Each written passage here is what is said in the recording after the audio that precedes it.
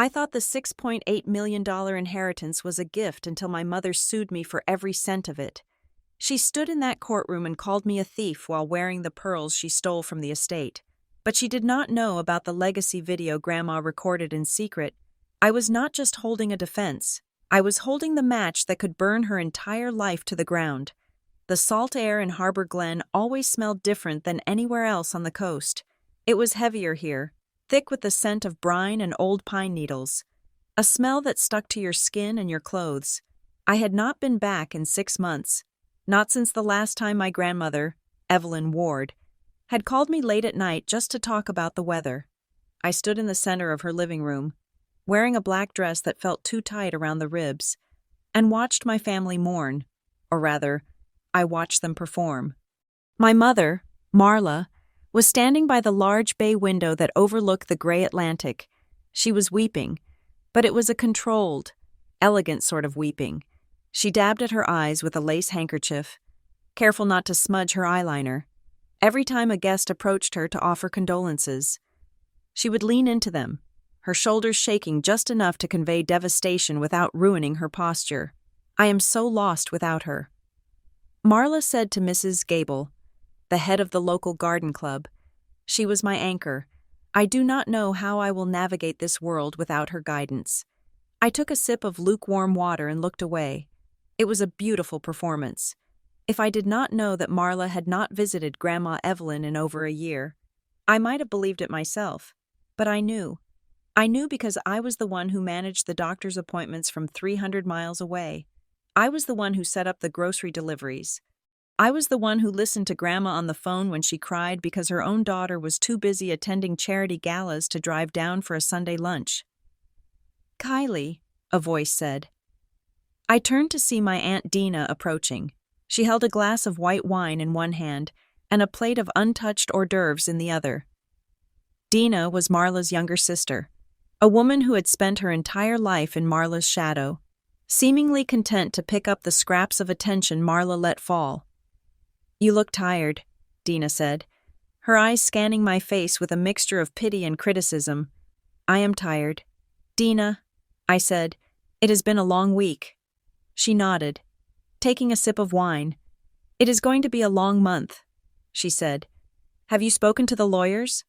The question hung in the air between us. We were not even 24 hours past the funeral service, and already the conversation had shifted. The grief was evaporating, replaced by a sharp, hungry tension. I could feel it radiating off the walls. The house was filled with people, yet it felt empty, hollowed out by the anticipation of what was coming next. "Not yet," I said. "The reading is tomorrow." Dina hummed, a low sound in her throat. "Well," she said, "I hope Evelyn had her affairs in order. You know how she got toward the end. A little confused, a little mixed up." I stiffened. She was not confused. I said, my voice sharper than I intended. She was sharp as a tack until the day she died. We talked about politics and the stock market 2 days before the stroke. Dina held up a hand in mock surrender. "I am just saying," she said, "old age takes a toll. We all want to believe the best." She drifted away before I could respond, leaving me standing there with a cold knot forming in my stomach. I looked back at Marla. She was watching me. For a second, the mask of grief slipped, and I saw something cold and calculating in her eyes. Then, she blinked, and the tears returned, and she was the grieving daughter once again. The reading of the will took place the next morning at the offices of Breyer and Locke attorneys. The building was an old Victorian structure downtown, all dark mahogany and the smell of leather and dust. The conference room was large, dominated by a long table that seemed designed to make everyone sitting at it feel small. I sat at the far end. Marla sat opposite me, flanked by Dina and Jonah Rell, an old family friend who had been my grandfather's business partner decades ago. Jonah was a man who smiled with his mouth, but never his eyes. He patted Marla's hand ostentatiously. Graham Sutter entered the room. He was a man in his 70s, with thinning white hair and a suit that looked like it had been tailored 30 years ago. He had been Grandma's lawyer for as long as I could remember. He looked tired. He did not look at Marla. He looked at me. gave a small, almost imperceptible nod, and sat down at the head of the table. "Thank you all for coming," Graham said. His voice was gravelly. "I know this is a difficult time. Evelyn was a remarkable woman." He opened the leather binder in front of him. Marla straightened in her chair. I could see the muscles in her jaw tense. "Let us proceed," Graham said. He began to read. The legal language was dense, a thicket of clauses and stipulations, but the room was silent. We were all waiting for the numbers. We were waiting for the distribution. Marla was expecting the bulk of it. I knew this. She had already been talking about renovations she planned to make to the Harbor Glen house, about a vacation property in Italy she had her eye on. She assumed that because she was the daughter, the empire was hers by right. Graham cleared his throat. Regarding the primary assets, including the residence at 42 Sycamore Lane, the investment portfolio held with Ashford Private Trust, and the liquid cash reserves, totaling an estimated value of $6.8 million. Graham read. I held my breath. "I hereby bequeath the entirety of these assets to my granddaughter, Kylie Ward," Graham said. The silence that followed was absolute. It was a vacuum, sucking the air out of the room. I stared at Graham. I blinked. Sure, I had misheard. $6.8 million. The house, everything. "Excuse me?" Marla said. Her voice was very quiet. Graham continued, ignoring her. "To my daughter, Marla Ward, I leave the sum of $250,000 to be held in a trust administered by this firm, distributed in monthly allowances of $5,000, contingent upon her non-interference with the administration of the estate." Marla stood up. Her chair scraped loudly against the wood floor. A harsh, violent sound. "This is a mistake," she said. She was not crying now. Her face was pale, her eyes wide and dark. "That is a mistake. Read it again. It is what the document says." "Marla," Graham said calmly. He did not look up from the paper. "Mother was not in her right mind." Marla snapped. "She has not been well for years. Kylie was the only one with access to her." She turned her gaze on me. It was like a physical blow. "What did you do?" she asked. I stayed seated, my hands gripping the arms of my chair to keep them from shaking. "I did not do anything." I said. "You did something," Marla said. Her voice was rising now, losing its polished edge. "You were always whispering in her ear. You kept me away. You poisoned her against me."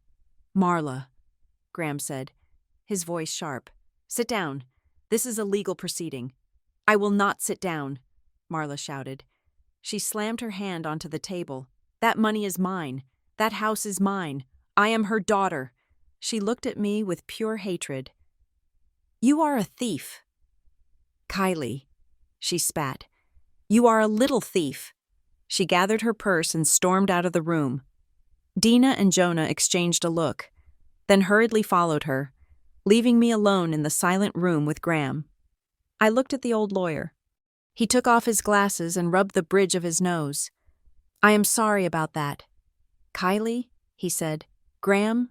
I said, "I did not know. I had no idea." "I know," he said. "Evelyn wanted it that way. She wanted you to be protected." "Protected from what?" I asked. He looked at the door where my mother had exited. "From exactly what just happened," he said. I left the law office an hour later, my head spinning. The reality of the number, $6.8 million, had not settled in. It felt abstract, like a number in a textbook, but the look on my mother's face was very real. Marla was waiting for me in the parking lot. She was leaning against her car, smoking a cigarette. I had not seen her smoke in 10 years. She tossed it to the ground and crushed it under her heel as I approached. "Kylie," she said. Her voice was sweet again, frighteningly composed. I stopped 10 feet away from her. "I am going home, Mom," I said. She walked toward me, closing the distance. She reached out and smoothed the collar of my dress. Her hands were cold. "I am proud of you," she said. The words were so unexpected that I froze. "What?" I asked. "For playing the game," she said. "I did not know you had it in you. You really worked her, didn't you?" You played the devoted granddaughter role perfectly. I did not play a role, I said, pulling back from her touch. I loved her. Marla laughed. It was a dry, brittle sound. Everyone loves $6 million. Kylie, she said, but listen to me. You are not going to keep it. This is what Grandma wanted.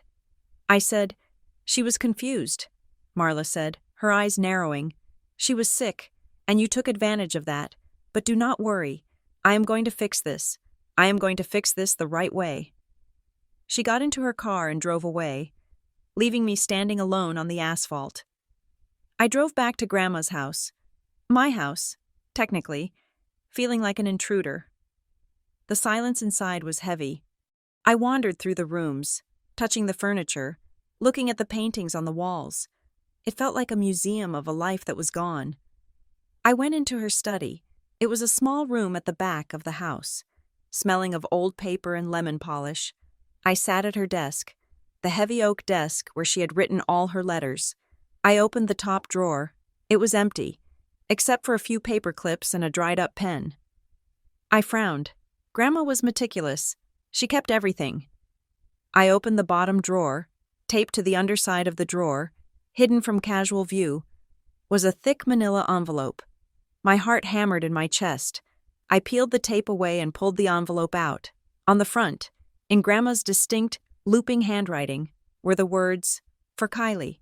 Only if they come for you." I stared at the words. Only if they come for you. She knew. She had known this would happen. I opened the envelope. Inside was a single silver key and a folded piece of stationery. I unfolded the paper. Kylie, if you are reading this, it means Marla has shown her true colors. I hoped she wouldn't. I prayed she would accept my decision with grace. But I know my daughter, and I know what money does to this family. Do not let them bully you. Do not let them make you doubt what you know to be true. You were the only one who was there. You were the only one who cared about me, not the checkbook. The key is for Unit 402 at Crestview Storage on Main. Go there, but only if you have to. What is inside is not pleasant, but it is necessary. I love you, my brave girl. Grandma. I held the note to my chest and closed my eyes. Tears finally came, hot and stinging. She had been protecting me from beyond the grave. The peace did not last long. 3 days later, I was sitting on the porch, drinking coffee and trying to work on my laptop. I worked as a remote operations manager for a tech firm in Seattle, and I had been trying to keep up with my emails to maintain some sense of normalcy. A gray sedan pulled into the driveway. A man got out, carrying a thick folder. "Kylie Ward?" he asked. "Yes," I said. Standing up, he walked up the steps and thrust the folder at me. "You have been served," he said. He turned and left without another word. I sat back down and opened the folder. The first page was a court summons. Marla Ward versus the estate of Evelyn Ward. I scanned the document. My stomach turned. Plaintiff alleges that the decedent, Evelyn Ward, was of diminished mental capacity at the time the last will and testament was executed. Plaintiff further alleges that the defendant, Kylie Ward, exercised undue influence over the decedent, isolating her from family members and coercing her into altering the distribution of assets.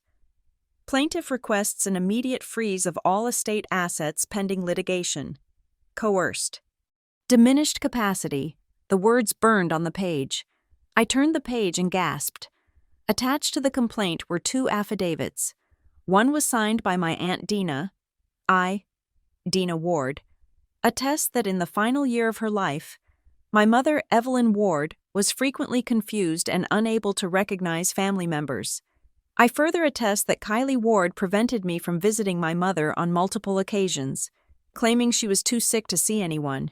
It was a lie, a blatant, flat-out lie. Dina had not tried to visit once in the last year. I had called her, begging her to come, and she had always been too busy with her Pilates classes or her weekends in Napa. The second affidavit was from Jonah Rell. Jonah Rell, longtime family friend, witnessed Kylie Ward speaking aggressively to Evelyn Ward regarding financial matters. Evelyn expressed fear of her granddaughter to me privately. I dropped the papers.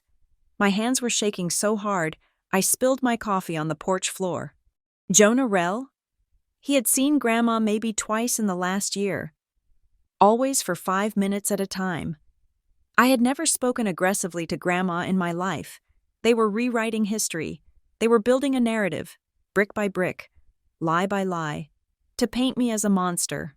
I grabbed my phone and called Graham Sutter. He answered on the second ring. I just got the papers. I said, my voice trembling. I know, Graham said. I just got a copy myself. Graham, this is insane. Dina is lying. Jonah is lying. None of this happened. I believe you. Kylie, Graham said. But believing you is not enough. We have to prove it. Can they really freeze the assets? I asked. I have to pay the mortgage on the house. I have bills. They can. And they will. Graham said. Marla has hired Kessler and Baines Group. I felt a chill. I did not know much about law firms, but the name sounded expensive and predatory. Are they good? I asked. They are aggressive, Graham said. They are sharks. Kylie. They specialize in high-conflict probate cases. Their strategy is to bleed the opponent dry until they settle just to make it stop. They are feeding the court a story. I said, they are making me look like an elder abuser. Yes, Graham said. That is exactly what they are doing, and we have to be very careful about how we respond. If we react emotionally, we play right into their hands. They want you to look unstable. They want you to look angry. I am angry, I shouted. I know, Graham said, his voice gentle. But you cannot show it. Not to them. Not to the court.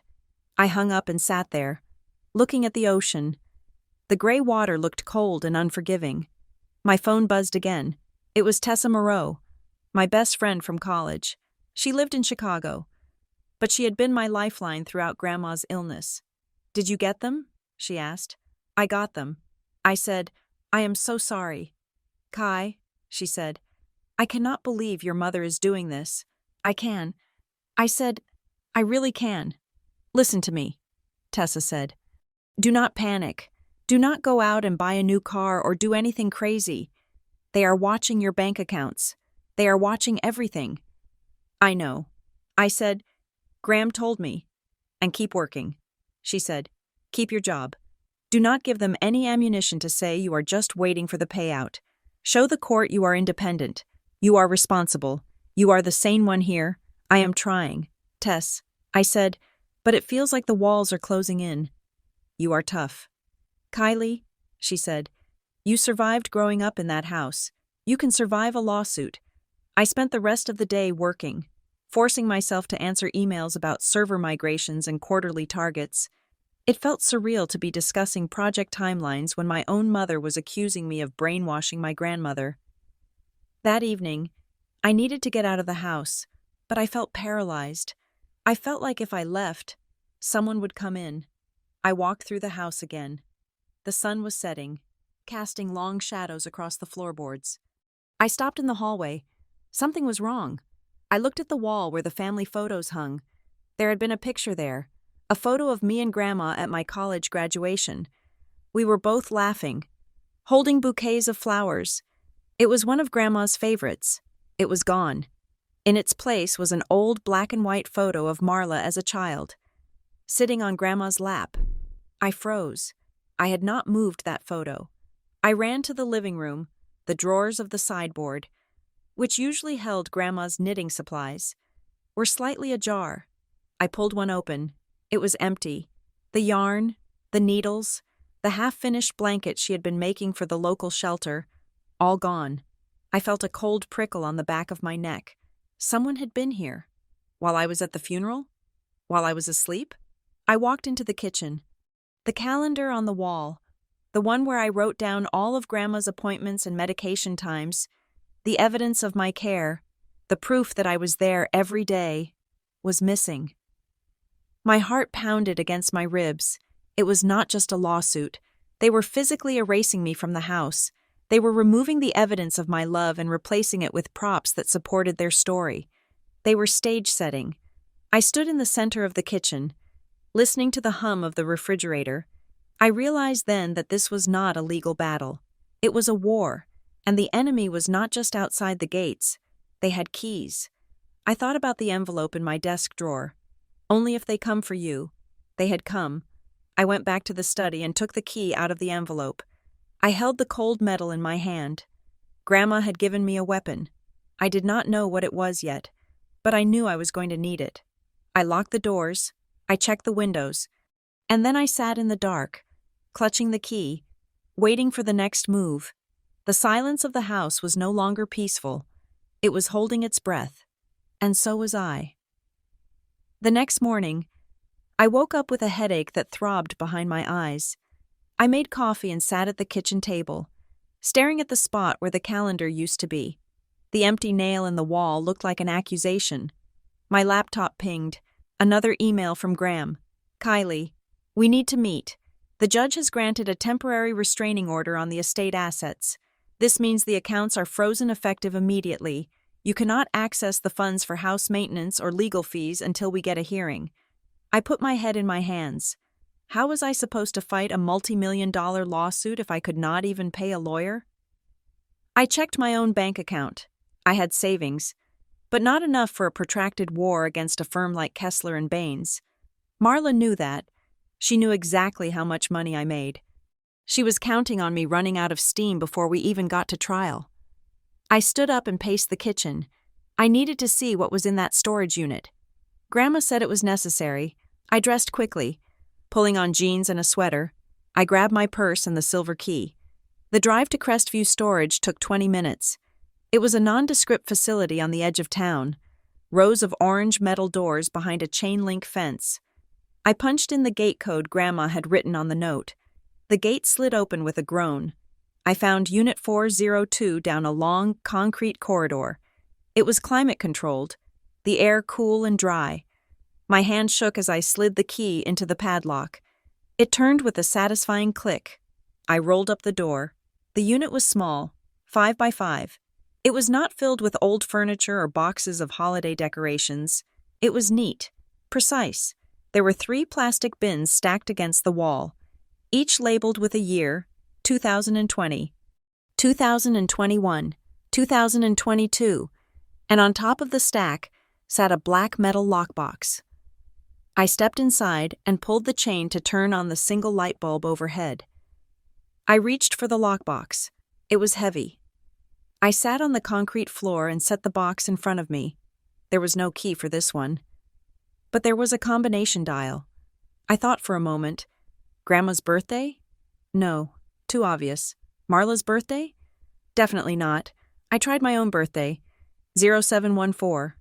The latch clicked. I opened the lid. Inside, there was a stack of papers, bank statements, and a small black notebook. And taped to the inside of the lid was a USB drive. A yellow sticky note was attached to it. Not yet, it read. I left the USB drive where it was. I picked up the notebook. I opened to the first page. It was dated 5 years ago. Marla called today. Grandma had written, she needs $20,000 for a business investment. I told her no. She screamed at me for an hour. She said I owed her. She said I was selfish. I eventually wrote the check just to make her stop. I am so tired. I turned the page. June 2021. Marla came to visit. She brought papers she wanted me to sign. Transfer of deed for the cabin. I refused. She threw a vase against the wall. She said I was losing my mind. Am I? I read on. Page after page. It was a chronicle of abuse, emotional blackmail, financial pressure, gaslighting. Grandma had documented every phone call, every visit, every dollar Marla had demanded. Tears blurred my vision. I had known Marla was difficult. I had known she asked for money. But I had not known the extent of it. I had not known the violence of it. I picked up a bank statement from the stack. It was from a joint account I did not know existed. Large withdrawals were highlighted in yellow. 10,000, 15,000, 50,000. Beside each withdrawal, in Grandma's handwriting, was a note. Marla. Loan. Marla. Car repair. Marla. Credit card debt. It went back years. Marla had been draining Grandma dry long before she died. I looked at the USB drive again. Not yet. What was on it? I closed the box and locked it. I felt a cold resolve settling in my chest. Marla wanted a fight? She wanted to claim I was the one who exploited Grandma? I had the receipts. I had the truth. But as I stood up, a shadow crossed the open door of the storage unit. I spun around. The corridor was empty, but I had seen it. A movement. A shape. I stepped out into the hallway, clutching the lockbox to my chest. "Hello?" I called out. Silence. Just the hum of the climate control system. I walked quickly toward the exit, my footsteps echoing on the concrete. I felt eyes on me. I felt the same sensation I had felt in the house. The feeling of being watched, of being targeted. I got to my car and threw the lockbox into the passenger seat. I locked the doors immediately. I drove away, checking my rearview mirror constantly. A beige sedan was 2 cars behind me. It turned left when I turned right. Just a coincidence. But my heart was racing. Marla was not just coming for the money. She was coming for the truth. She wanted to bury it, just like she wanted to bury me. I gripped the steering wheel. Bring it on. Mother, I thought, bring it on. I drove back to the house, the lockbox sitting beside me like a passenger. I did not know it then, but I was carrying a bomb, and I was about to light the fuse. When I pulled into the driveway, I saw the sleek black car parked in front of the house. A woman in a sharp suit was standing on the porch, looking at the peeling paint on the front door with distaste. I parked and got out, leaving the lockbox hidden under my coat on the seat. "Can I help you?" I asked. The woman turned. She had a severe bob haircut and glasses that looked like they cost more than my car. "Kylie Ward?" she asked. "Yes." "I am Andrea Baines," she said, "from Kessler and Baines, representing your mother." I stopped at the bottom of the steps. "I have a lawyer." I said, "You should speak to him. I have spoken to Mr. Sutter," she said. Her voice was smooth, confident, but I thought it would be beneficial to speak to you directly. "Off the record, I am not speaking to you," I said. She smiled. It was not a nice smile. "We have a settlement offer." "Kylie," she said, "your mother is very generous. She is willing to let you keep the brokerage account. All you have to do is sign over the house and the remaining cash assets. And, of course, admit that the will was flawed." I stared at her. "You want me to admit I coerced my grandmother?" I asked. "We want you to admit that mistakes were made." She said, "It saves everyone the embarrassment of a trial, and it saves you from losing everything. Because we will win. Kylie, we always win." I thought about the notebook in the car. I thought about the empty drawers in the house. I thought of Grandma's handwriting. "I am so tired. Get off my porch," I said. Andrea Baines's smile did not waver. "Think about it," she said. "You have 24 hours. After that, the offer is off the table, and we will destroy you." She walked past me, smelling of expensive perfume and intimidation. She got into her black car and drove away. I watched her go. My hands were shaking. But not from fear anymore. I walked up the steps and into the house. I went straight to the kitchen, grabbed a hammer and a nail, and walked to the hallway. I took the photo of Marla down from the wall and threw it in the trash. Then I went to my room, found the photo of me and Grandma from graduation, which I found stuffed in the back of a linen closet, and hung it back where it belonged. I stood back and looked at it. "You are not going to win." "Marla," I said to the empty house. "Not this time." I went out to the car and retrieved the lockbox. I carried it inside and set it on the kitchen table. I dialed Graham's number. "Graham," I said when he answered. "Kylie? Is everything all right?" "I found something," I said. "What did you find?" "I found why she is so afraid," I said. "And Graham?" "Yes." "Tell them no. Tell them no deal. We are going to court." There was a pause on the line. Then, I heard a sound I had not heard from Graham in years, a chuckle. "All right, Kylie," he said. "Let's go to court." I hung up the phone and looked at the lockbox. Part 1 was over. The war had just begun. The silver key I found in my grandmother's desk felt heavy in my pocket. A cold reminder of the secret she had left behind. The next morning, I drove to Crestview Storage on the edge of Harbor Glen. It was an older facility, a grid of orange metal doors surrounded by a chain-link fence that rattled in the wind coming off the bay. I found Unit 402 down a long, concrete corridor. The air smelled of dust and damp concrete. My hand shook as I slid the key into the padlock. It turned with a stiff click. I rolled up the door, the metal groaning in the silence of the hallway. I expected chaos. I expected piles of old furniture or boxes of forgotten holiday decorations. Instead, I found precision. The unit was small, 5 by 5, but it was organized with the same meticulous care Grandma applied to her garden. Plastic bins were stacked against the walls, each one labeled in her neat, looping handwriting. Tax returns, 2018 through 2022. House maintenance, medical records, and in the center of the floor, sitting on a small wooden stool, was a black metal lockbox. I stepped inside and pulled the chain for the overhead light. I sat on the cold floor and pulled the lockbox toward me.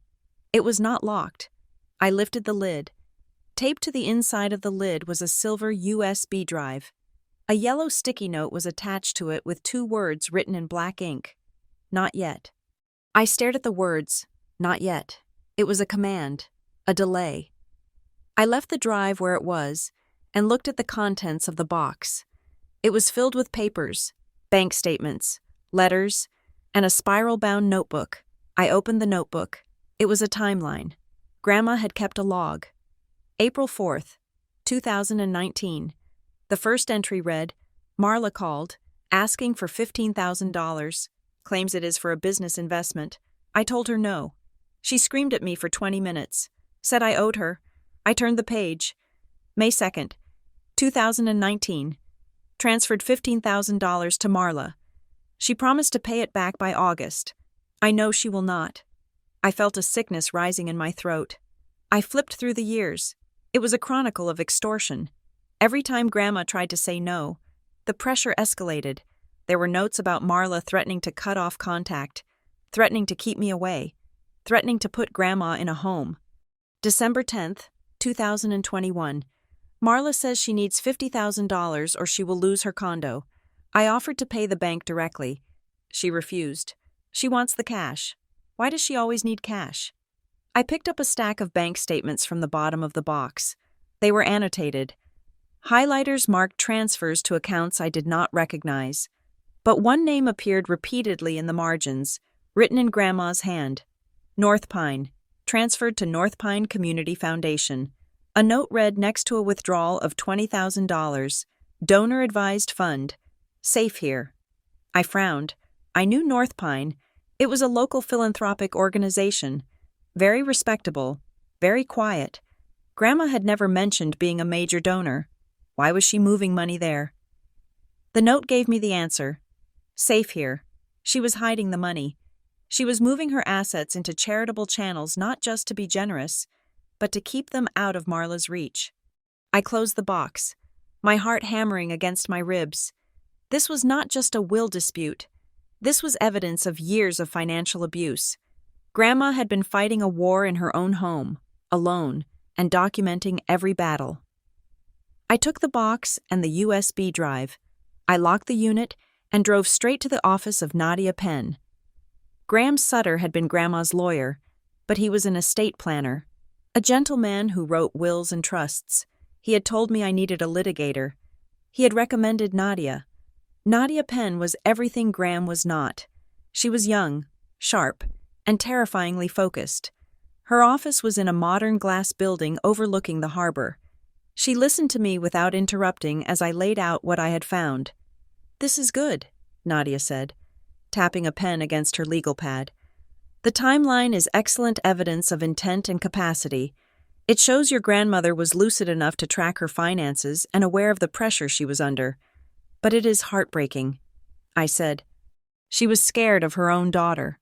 Nadia looked at me, her expression softening slightly. "I know," she said, "and that is why we have to win. But Kylie, you need to understand something. Winning this isn't just about facts." "What do you mean?" I asked, I mean that Marla's team, Kessler and Baines, they are going to tell a story, Nadia said. They are going to paint you as the greedy granddaughter who swooped in at the end, isolated a confused old woman, and stole the inheritance. That is the narrative, but that is a lie. I said. Nadia leaned forward. It does not matter if it is a lie, she said. It matters if it sticks. In probate court, optics are everything. You have to be perfect. You cannot look angry. You cannot look vindictive. You cannot look like you need the money. I took a deep breath. So what do I do? I asked. You live your life, Nadia said. You go to work. You pay your bills. You do not engage with your mother. And you let me do the fighting. I tried to follow her advice. I went back to work. I logged into my remote desktop and answered emails about server maintenance and project deadlines. But the silence of the empty house felt heavy, and then the whispers started. It began with a text from my cousin. Sarah. Hey. The text read, Just saw Aunt Marla. She was crying. Said she hasn't even been told when Grandma's ashes are being interred. Is everything okay? I stared at the screen. I had sent Marla an email 3 days ago with the schedule for the interment. She had never replied. I called Sarah. I sent her the dates. Sarah, I said, she knows exactly when it is. She said you are locking her out. Sarah said, her voice hesitant. She said you are trying to control everything, even the grieving process. She is lying. I said, I know. Sarah said, I think I know. But she seems so upset. Kylie, she said you wouldn't even let her have Grandma's necklace, the one she wanted for the funeral. I closed my eyes. Grandma had been buried with that necklace. Marla knew that. We had discussed it. She was not attacking me directly. She was not posting rants on social media where I could screenshot them and show a judge. She was doing something more insidious. She was whispering to the family, to the neighbors, to the community. She was painting a portrait of me as cold, controlling, and cruel. She was isolating me, just like she claimed I had isolated Grandma. The next day, my phone rang. The caller ID said Ashford Private Trust. This was the firm that managed Grandma's main investment portfolio, the bulk of the $6.8 million. This is Kylie Ward. I answered. Ms. Ward, this is Simon Vance, a voice said. I am a senior account manager here at Ashford. Hello, Mr. Vance, I said. My lawyer told me the accounts are frozen. Yes, they are, he said. His voice was smooth, too smooth. That is actually why I'm calling. I wanted to see if we could facilitate a resolution. What kind of resolution? I asked. Well, these legal battles can be so draining, he said, and expensive. We have a long relationship with your family. We want to see this settled amicably. Perhaps if there was some flexibility on your part regarding the distribution. I stiffened. Are you suggesting I give my mother the money? I asked. I am suggesting that cooperation makes things easier. Mr. Vance said, for everyone. Your grandmother's portfolio is complex. It would be a shame if it were tied up for years because of a refusal to compromise. I felt a warning bell ring in my head. Why was the bank calling me to push for a settlement? That was not their job. Their job was to hold the money until the court said who owned it. Mr. Vance, I said, if you have a proposal, you can send it in writing to my attorney. Nadia Penn.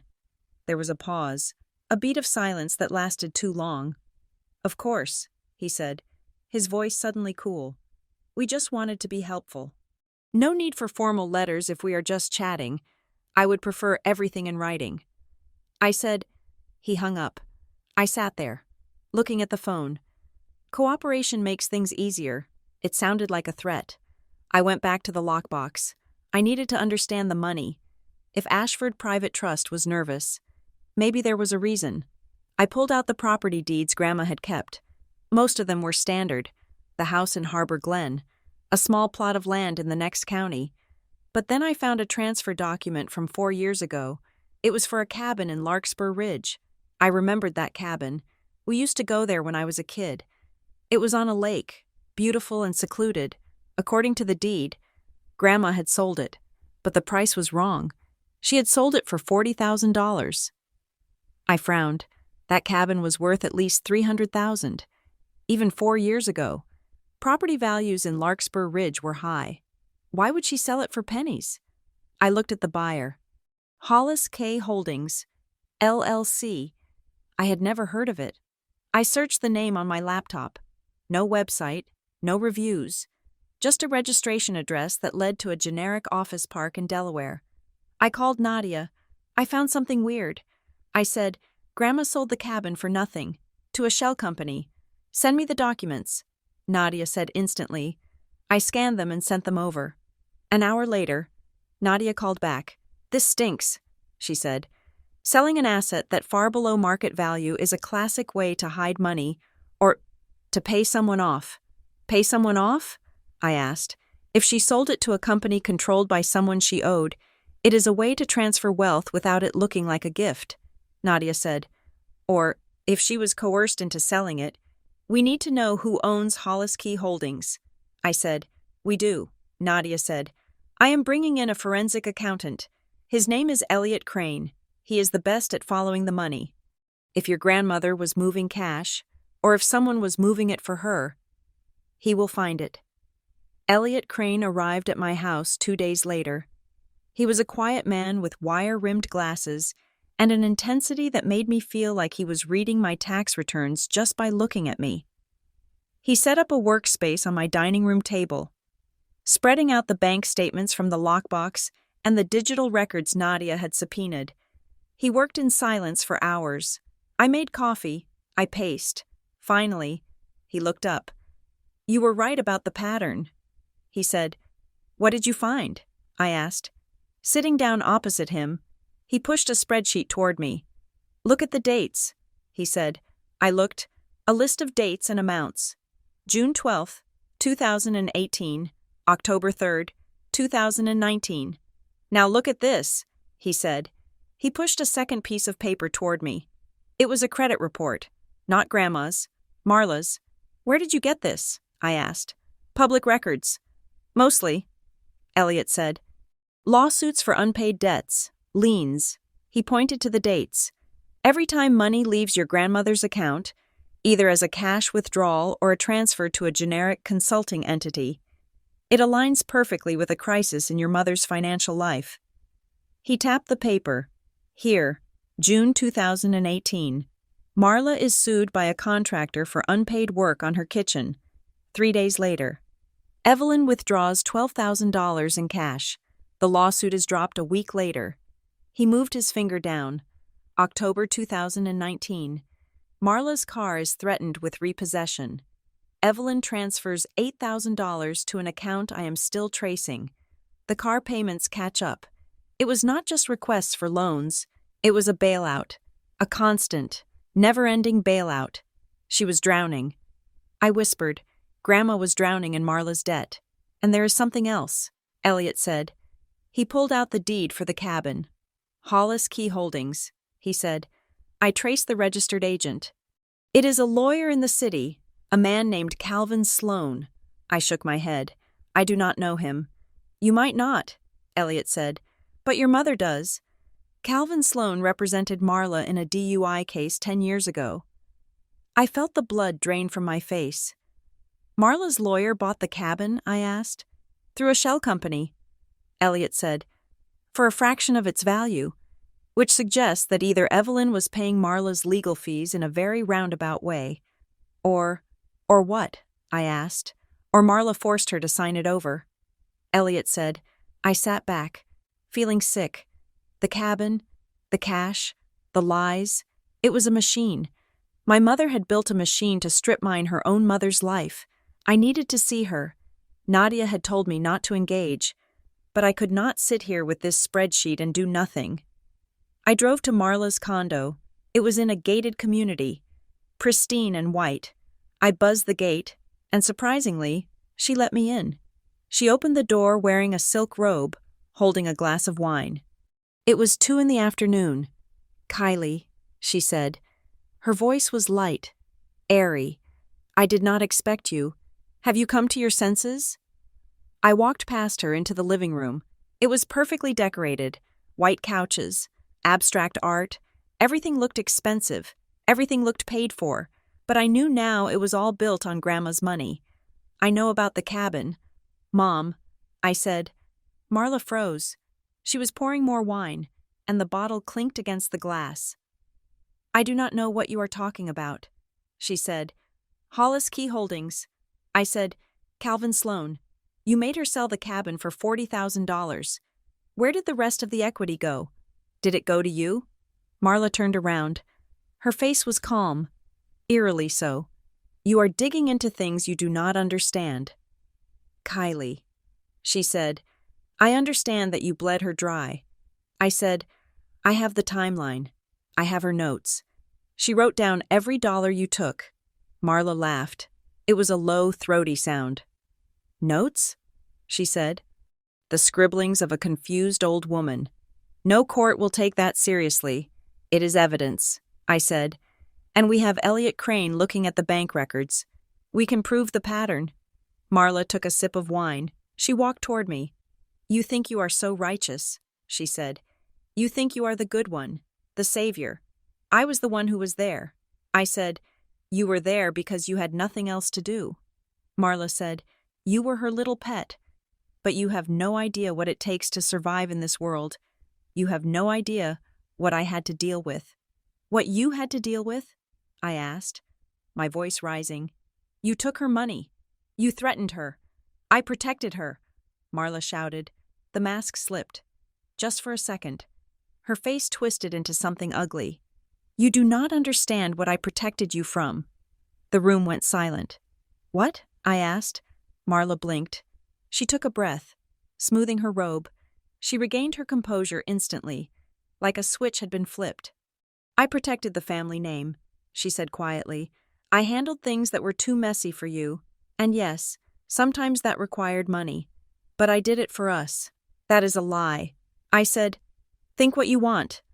Marla said, but if you keep digging, Kylie, you are going to find dirt. And it is not just going to get on me. It is going to get on everyone, including her. She pointed a manicured finger at the ceiling, indicating Grandma. Get out of my house, Marla said.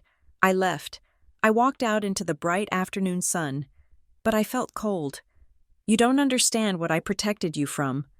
It was not a comfort. It was a threat. That night, I sat at my kitchen table with the USB drive. Not yet, the note said. But I was done waiting. I plugged the drive into my laptop. A folder popped up. It was titled EW Legacy. I double-clicked it. A password prompt appeared. I stared at the blinking cursor. Of course. Grandma wouldn't just leave it open. I tried the usual suspects. Birthdays, addresses, pet names, incorrect password, incorrect password. I leaned back in my chair, rubbing my temples. What was the key? Grandma always used things that meant something. I thought about the timeline in the lockbox. I thought about the dates. I thought about the last thing she said to me before the stroke. Keep the light on. Kylie. I typed in, keep the light on. Incorrect password. I sighed. I looked at the sticky note again. Not yet. Maybe she meant it literally. Maybe I wasn't supposed to open it yet because I didn't have the key. But I knew one thing. Grandma had anticipated this lawsuit. She had known Marla would come for the money, and she had prepared a defense. I pulled up the timeline again. I looked at the entry for the cabin sale. October 15th, 2020. I typed in 10152020. Incorrect password. I felt a surge of frustration. I had the weapon, but I couldn't fire it. Then, I remembered the note in the lockbox. The key is for Unit 402. Only if you have to. She had left me a physical key for the physical box. Maybe she had left me a digital key somewhere else. I closed the laptop. I had found the financial bleeding. I had found the shell company. I had found the connection to Marla's lawyer. But Marla's words were echoing in my head. It is going to get on everyone, including her. Was Grandma hiding something too? Was that why she used the donor-advised funds? Was that why she sold the cabin so cheaply? Not just because Marla forced her, But because she needed to hide the transaction? I looked at the photo of me and Grandma on the wall. She looked so happy, so innocent. But everyone has secrets, and $6.8 million buys a lot of silence. I went to bed, but I didn't sleep. I lay there listening to the wind, wondering what kind of legacy I was really fighting for, and wondering what would happen when I finally cracked the code. The courtroom in the Caldwell County Courthouse smelled of floor wax and old anxiety. It was a smell I was beginning to associate with the slow, suffocating dismantling of my life. I sat next to Nadia Penn at the mahogany table. My hands were clasped so tightly in my lap that my knuckles were white. On the other side of the aisle, my mother sat with her legal team. She looked immaculate in a navy blue suit, her hair perfectly coiffed, her face a mask of tragic dignity. She did not look at me. We were there for a motion to unfreeze assets. It had been 3 weeks since the accounts were locked, and the bills for Grandma's house, my house, were piling up. The electric company had sent a final notice. The landscaping service was threatening to quit. I needed money just to keep the lights on. Your Honor, Nadia said, standing tall, the estate has ongoing obligations, utilities, insurance, property taxes. We are requesting a limited release of funds solely for the maintenance of the primary residence and necessary legal expenditures. We are asking for $10,000 a month. It was a reasonable request. It was a necessary request. Andrea Baines, the shark from Kessler and Baines, stood up. She moved with a predator's grace. Objection. Your Honor, she said. Her voice was smooth, designed to carry to the back of the room. We have serious concerns about the dissipation of assets. The defendant, Ms. Ward, has already shown a propensity for erratic spending. We believe this request is simply a way for her to drain the estate before the trial concludes. I felt the heat rise in my cheeks. Erratic spending? I was buying store-brand pasta and canceling my streaming subscriptions to save money. That is a gross mischaracterization, Nadia argued calmly. Ms. Ward is paying the mortgage out of her own salary. She is protecting the asset value for whoever ultimately prevails. Ms. Baines smiled. It was a cold, tight expression. We have reason to believe Ms. Ward intends to use these funds to finance her defense of an indefensible will. Baines said, Why should the estate pay for the legal fees of the person who unduly influenced the testator? It is circular logic, Your Honor. She is using Evelyn Ward's money to fight Evelyn Ward's true intentions. The judge, a weary-looking man named Judge Halloway, rubbed his temples. I will grant a limited release for verified property maintenance only, he said. Utilities and insurance, no legal fees. The estate will not pay for Ms. Ward's defense attorneys, not yet, and every receipt must be filed with the court within 48 hours of expenditure. It was a partial victory, but Marla's team spun it instantly. As we walked out of the courtroom, I heard Baines talking to a reporter from the local paper who had taken an interest in the high-stakes Harbor Glen inheritance story. We are just relieved the judge put a stop to the bleeding, Baines said, loud enough for me to hear. We have to protect Evelyn's legacy from being squandered. I walked to the car, my head down, feeling the weight of the accusation. They were controlling the narrative. Every move I made to survive was painted as theft. I drove straight to my house, Grandma's house, where Elliot Crane was waiting. The forensic accountant had become a fixture at my dining room table. He looked up as I entered, his wire-rimmed glasses reflecting the gray light from the window. How did it go? He asked. We got the electric bill paid, I said, tossing my purse on the counter, and I got called a thief again. What about you? Did you find anything on Hollis Key Holdings? Elliot turned his laptop around. I did, he said, and it is messy. He pointed to a document on the screen. I tracked the registered agent for Hollis Key. He said, It is not a person. It is a service company located in a strip mall in Delaware. But here's the interesting part. That same registered agent represents about 50 other LLCs. So it is a dead end? I asked. Not exactly, Elliot said. I cross-referenced the other LLCs. Most of them are dormant. but 3 of them are active defendants in civil lawsuits regarding real estate fraud and hidden assets. He adjusted his glasses. This is not amateur hour. Kylie, he said, whoever set up Hollis Key for the cabin transfer knew exactly how to hide ownership. This is a professional structure designed to wash money. It suggests that your mother, or whoever she is working with, has access to sophisticated financial fixers. Calvin Sloan. I said, Marla's old lawyer. Elliot nodded. It fits, he said. Sloan specializes in asset protection. If Marla was in debt, and Evelyn was bailing her out, Sloan might have set up these structures to keep the money from Marla's creditors. Evelyn sells the cabin for pennies to the LLC.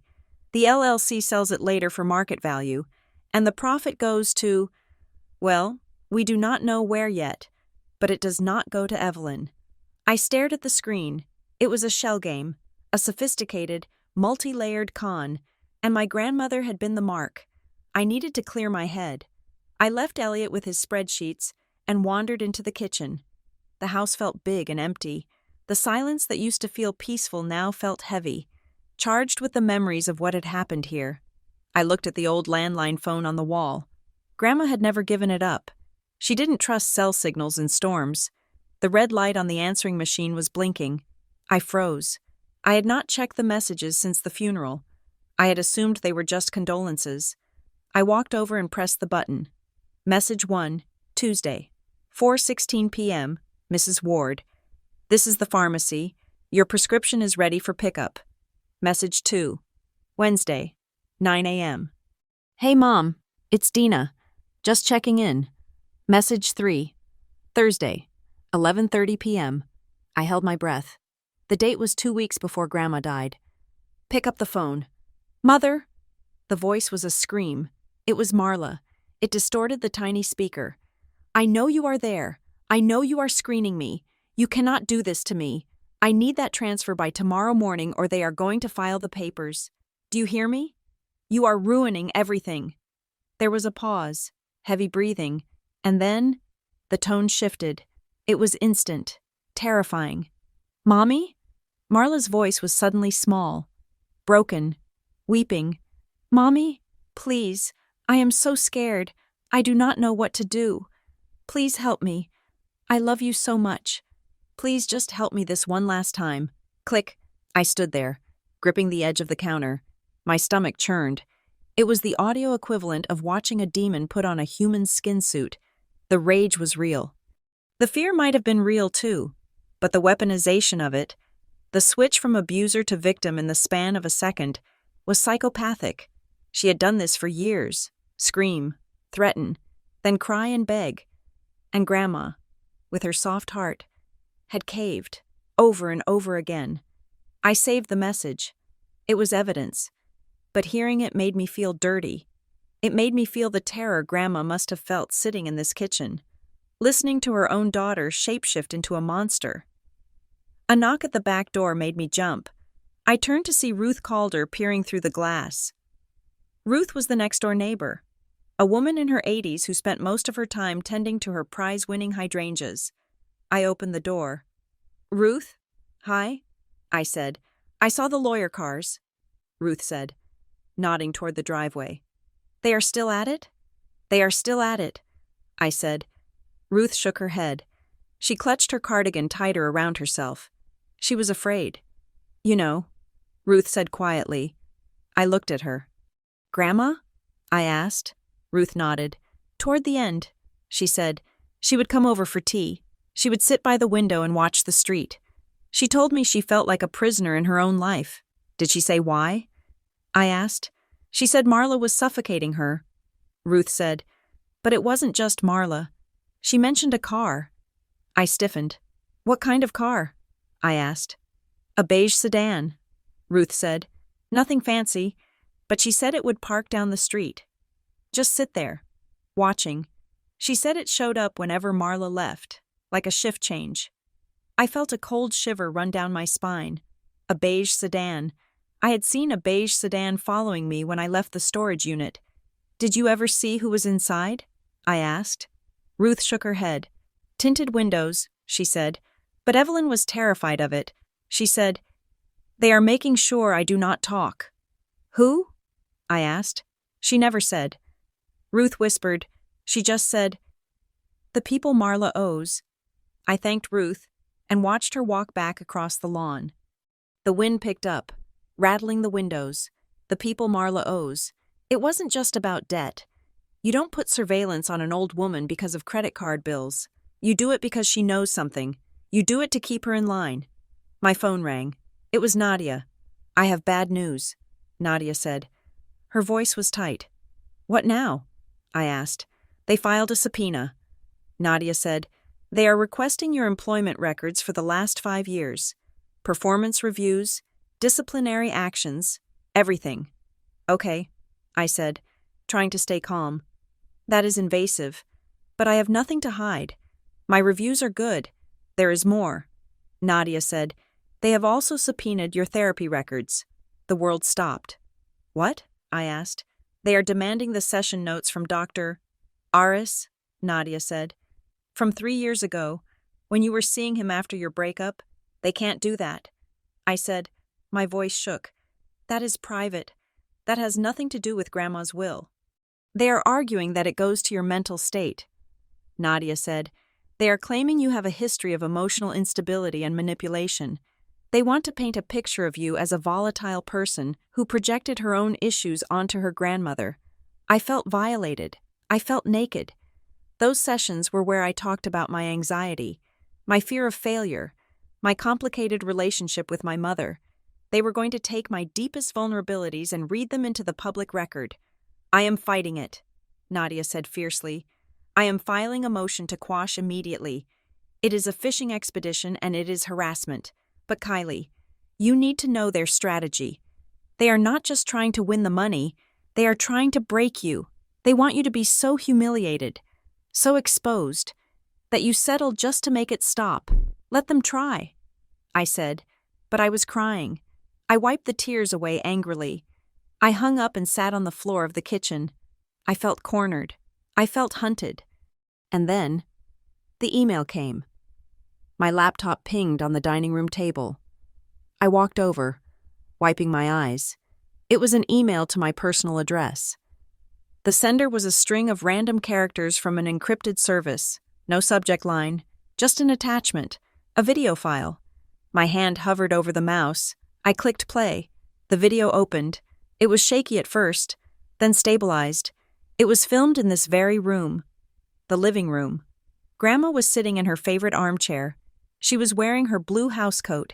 She looked directly into the lens. Her eyes were clear, but incredibly sad. If you are seeing this, Grandma said, her voice raspy but steady, it means my daughter did exactly what I prayed she wouldn't. The screen went black. The clip ended. It was 10 seconds long. I stared at the black screen. If you are seeing this, where was the rest of it? Why did it cut off? I replayed it. Grandma's face, the sorrow in her eyes, the resignation. It wasn't the full video. It was a snippet. A teaser. Who sent this? Did Marla have it? If Marla had the video I was supposed to find, why would she send me a clip? Unless she didn't have it. Unless someone else did. Or unless someone was taunting me. I thought of the USB drive in the lockbox, the one with the password I couldn't crack. Was this video on that drive? Or was there another copy? Panic seized me. I grabbed my keys and ran to the car. I drove to Crestview Storage like a maniac. Breaking every speed limit, the beige sedan was nowhere in sight. But I kept checking the mirror. I ran down the concrete corridor to Unit 402. I stopped at the door. The padlock was there. It looked normal. I opened it. I rolled up the door. The light flickered on. The boxes were there. The labels were facing out. But the black metal case, I had left it perfectly centered on the wooden stool. I was sure of it. I had aligned it with the edges of the seat because I was obsessing over order. Now, it was twisted, just an inch, angled to the left. Someone had moved it. I rushed in and opened the lid. The papers were there. The USB drive was still taped to the lid. I checked the contents. The bank statements seemed to be in the same order. The timeline notebook was there. But someone had been here. Someone had touched this. I ran to the front office. A young guy with headphones around his neck was sitting behind the counter, scrolling on his phone. "I need to see the security footage," I said, breathless. "Whoa, lady, slow down," he said. "We can't just show footage. You need a warrant or something. Someone broke into my unit." I said, "Unit 402? The lock was cut?" he asked. "No," I said, "but someone was in there." He sighed and typed something into his computer. "Log says." "Nope, only entry was you. Today, and 2 days ago. That is impossible." I said, "Someone moved my things. Check the camera in the hallway." He hesitated. "Please," I said, "I am begging you." He looked at my face, saw the desperation, and shrugged. He turned the monitor so I could see. He scrubbed through the timeline. There. I said, "Stop." The timestamp was yesterday, 3 a.m. A figure walked down the hallway. They were wearing a dark hoodie, the hood pulled low. They stopped at Unit 402. They didn't use a key. They didn't cut the lock. They punched a code into the keypad on the wall, the override keypad, and they used a master key to open the padlock. "That is a master key," I whispered. "How did they get a master key?" The clerk went pale. He zoomed in on the keypad entry. That is the maintenance code," he said. "Who has that code?" I asked. "Me," he said, "and the manager, and who?" I demanded. He swallowed hard. "And Toby," he said, "the guy who works weekends." "Where is Toby?" I asked. "He called out today." The clerk said. I leaned over the counter. "Call him," I said. The clerk tried. Straight to voicemail. I slammed my hand on the counter. "They paid him," I said. "They paid him to let them in." The clerk looked terrified. "Look, lady, I don't know anything about this." I knew he didn't. But Toby did. I went back to the unit. I took everything. The lockbox, the boxes of tax returns, the medical records. I stuffed my car until the trunk wouldn't close. I couldn't leave anything here. Nowhere was safe. I drove to the bank, Harbor Glen Federal. I rented the largest safety deposit box they had. I put the lockbox inside. I put the USB drive inside. I kept only the timeline notebook. I needed that with me. I drove home, taking a circuitous route, turning down random side streets to make sure I wasn't being followed. I was living like a spy in my own hometown. I checked the windows before I turned on the lights. I put tape over the webcam on my laptop. The paranoia was a physical weight. It sat on my chest, making it hard to breathe. I called Nadia. They got into the storage unit. I said, "What?" Nadia asked. "They bribed an employee." I said, "They went in, but they didn't take the drive." "Why not?" Nadia asked. "Maybe they couldn't find it." I said, "Or maybe they made a copy. Maybe they took photos of the documents." Nadia, "They know what I have. You need to be careful." "Kylie," Nadia said, "if they are willing to break the law to get to the evidence, they are desperate. I am scared." "Nadia," I admitted. "Good," she said. "Stay scared. It keeps you sharp." That evening, Elliot was still working at my table. He had ordered Thai food, but it sat uneaten. "I found it," he said softly. I looked up from my laptop, where I was frantically changing all my passwords. "Found what?" I asked. "The big one," he said. He pushed a piece of paper across the table. 7 years ago, Elliot said, "just before the loan started, before the timeline begins." I looked at the number. $250,000, a wire transfer. From Grandma's account to an escrow account at a law firm in Boston. "What is this?" I asked. I dug into the court records in Massachusetts. Elliot said, "It was sealed, but I found a reference in a related bankruptcy filing." He looked at me, his eyes serious behind his glasses. "Marla was sued for civil fraud." Elliot said, "She was running a boutique investment scheme. She took money from friends, promised high returns, and spent it. It was a Ponzi scheme. Kylie, a small one, but a Ponzi scheme nonetheless." I felt the room spin. She was going to go to jail.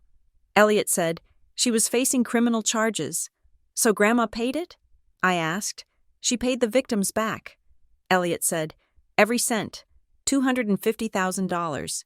In exchange, They signed non-disclosure agreements and dropped the criminal complaint. He tapped the paper. She bought Marla's freedom. Elliot said, "And Marla never told you?" "No," I whispered. "She never told me." Marla wasn't just bad with money. She wasn't just a shopaholic. She was a criminal. She had committed fraud, and Grandma had saved her. And in return, Marla had spent the next 7 years bleeding her savior dry. "This is the motive," Elliot said. "If this comes out, if the public finds out Marla is a fraudster, her reputation is destroyed. Her social standing, her new business ventures, everything goes away. She isn't fighting for the inheritance just for the money. She is fighting to keep the file sealed. She is fighting to keep the secret." I said, "And she will do anything to stop us." Elliot said. I thought about the beige sedan. I thought about the hooded figure in the storage unit. I thought about the text message video clip. "If you are seeing this, it means my daughter did exactly what I prayed she wouldn't." Grandma knew. She knew Marla was capable of anything. I looked at the timeline notebook in my hand. Grandma didn't just leave me money. She left me a map of the bodies buried in the backyard. And now, I had to dig them up. I looked at Elliot. "We need to open that drive," I said. "We need the password." Elliot said, "I know." I said, "And I think I know where to find it." "Where?" "In the video." I said. I pulled up the 10-second clip again. I watched it. "If you are seeing this," I watched the background. I watched Grandma's hands, and then I saw it. On the table next to her, barely visible in the frame, was a book. A specific book, The Count of Monte Cristo. It was my favorite book. We had read it together when I was 12. I paused the video. The book wasn't just sitting there. It was open, and a bookmark was sticking out. A red ribbon. I ran to the bookshelf in the corner of the room. Grandma's books were still there. I scanned the spines. Great Expectations, Pride and Prejudice, The Count of Monte Cristo. I pulled it down. It was heavy, leather-bound. I opened it. The red ribbon was there. It was marking page 314. I looked at the text. There was a faint pencil underline beneath a single phrase. "Wait and hope." I felt a chill. Wait and hope. I ran back to the computer. I plugged in the USB drive, the one I had moved to the safety deposit box, but I had a backup copy of the encrypted file on my desktop. I typed in the password, "Wait and hope." The screen flickered. Access granted. My heart stopped. The folder opened, and there it was. The full video file, 58 minutes long, and a folder labeled "The Second Lock." I looked at Elliot. "We are in," I said, but before I could click play, the lights in the house flickered, and then they went out. The house plunged into darkness. I sat there in the pitch black, the only light coming from the laptop screen. Illuminating my terrified face, they cut the power. Elliot whispered. I looked out the window. The streetlights were on. The neighbor's house had lights. It was just us. I grabbed the laptop and slammed it shut. "Run," I said. We ran out the back door into the night, the darkness swallowing us whole. The rain had been falling for 3 days straight, turning the coastal roads of Harbor Glen into slick. Gray ribbons of asphalt. It matched my mood.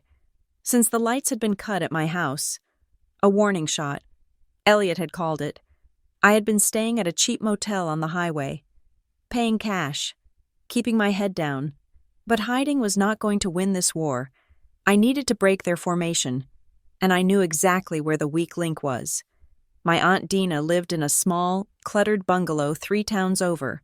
It was the kind of house that looked tired, with peeling paint and a lawn that had been surrendered to crabgrass years ago. I pulled my car into her driveway at 10 o'clock on a Tuesday morning. I knew she would be home. Dina did not work. She existed on a small disability check and, as I now suspected, the crumbs falling from Marla's table. I banged on the door. It took a full minute before it opened. Dina stood there in a faded pink bathrobe, clutching a coffee mug that smelled strongly of something that was not coffee. Her eyes were puffy, red-rimmed. When she saw me, her face went slack with panic. "Kylie," she stammered. "You should not be here," Marla said. "I do not care what Marla said. I interrupted, pushing past her into the living room.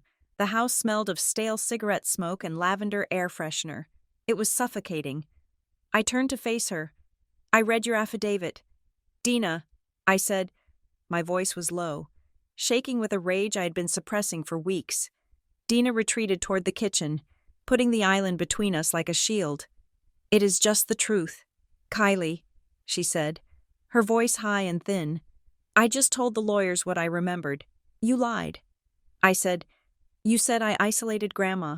You said I kept you away. But I have the phone records. Dina, I have the logs. I called you every Sunday for a year asking you to visit. You never came. Not once. I was busy, she whispered. You were not busy. I said, you were indifferent. Until Marla told you to care. I pulled a folded copy of the affidavit from my pocket and slammed it onto the counter. This is perjury. Dina, I said, do you know what happens when you lie under oath? You go to jail. Marla has high-priced lawyers to protect her. Do you? Do you have $10,000 for a retainer when the judge realizes you signed a false statement? Dina's hand shook so hard, coffee sloshed over the rim of her mug. She told me it was just a formality. She said, who? Marla. Dina cried out. She started to weep. Ugly, gasping sobs. She said the will was wrong. She said you manipulated Mother. She wrote the statement out for me. Kylie. She made me memorize it. I watched her crumble. It was pathetic. But I could not afford pity. What did she promise you? I asked. Dina looked down at the linoleum floor. She said when this is over, she would pay off my mortgage. She said she would give me $50,000. I felt a wave of nausea. My mother was buying witnesses. And if you refused? I asked. Dina looked up, her eyes wide with fear. She said she would cut me off. She said she would tell everyone about the time I got in trouble in Vegas. She said I would never see the family again. I took a deep breath. Marla was not just a manipulator. She was a terrorist in her own home. You are going to fix this. Dina, I said, you are going to call my lawyer, and you are going to recant. I can't, she wailed. She will destroy me. She is going to destroy you anyway. I said cold. Marla burns everyone she touches. Look at Grandma. Look at me. Do you really think she is going to write you a check? She will use you until she wins, and then she will throw you away.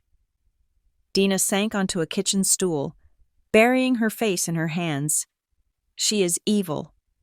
Dina whispered, you do not know what she did. What did she do? I asked, stepping closer. Dina looked up, her makeup streaked. The dinner, she said, at the Seaward Room. I frowned. What dinner? 2 weeks before the stroke. Dina said, Marla took Mother to dinner. She said it was a celebration, but she brought that man, the lawyer. Calvin Sloan? I asked. Yes, Dina said. Sloan. Marla told me about it later. Laughing, she said they cornered Evelyn in the back booth. They put papers in front of her. New trust documents. They tried to make her sign over the accounts right there, between the appetizers and the main course. My blood ran cold. Did she sign? I asked. No, Dina said. Marla said Mother stood up, threw her wine in Sloane's face, and walked out. She walked 2 miles home in the rain because she refused to get back in Marla's car. I stared at the wall. 2 miles. In the rain. At 82 years old. That was the night. I realized that was the night Grandma decided to fight back. That was the night she wrote the new will. I left Dina sobbing in her kitchen. I drove back toward the city, my knuckles white on the steering wheel. I had the motive. I had the inciting incident. I went straight to Nadia's office. Nadia was sitting at her conference table, surrounded by stacks of paper.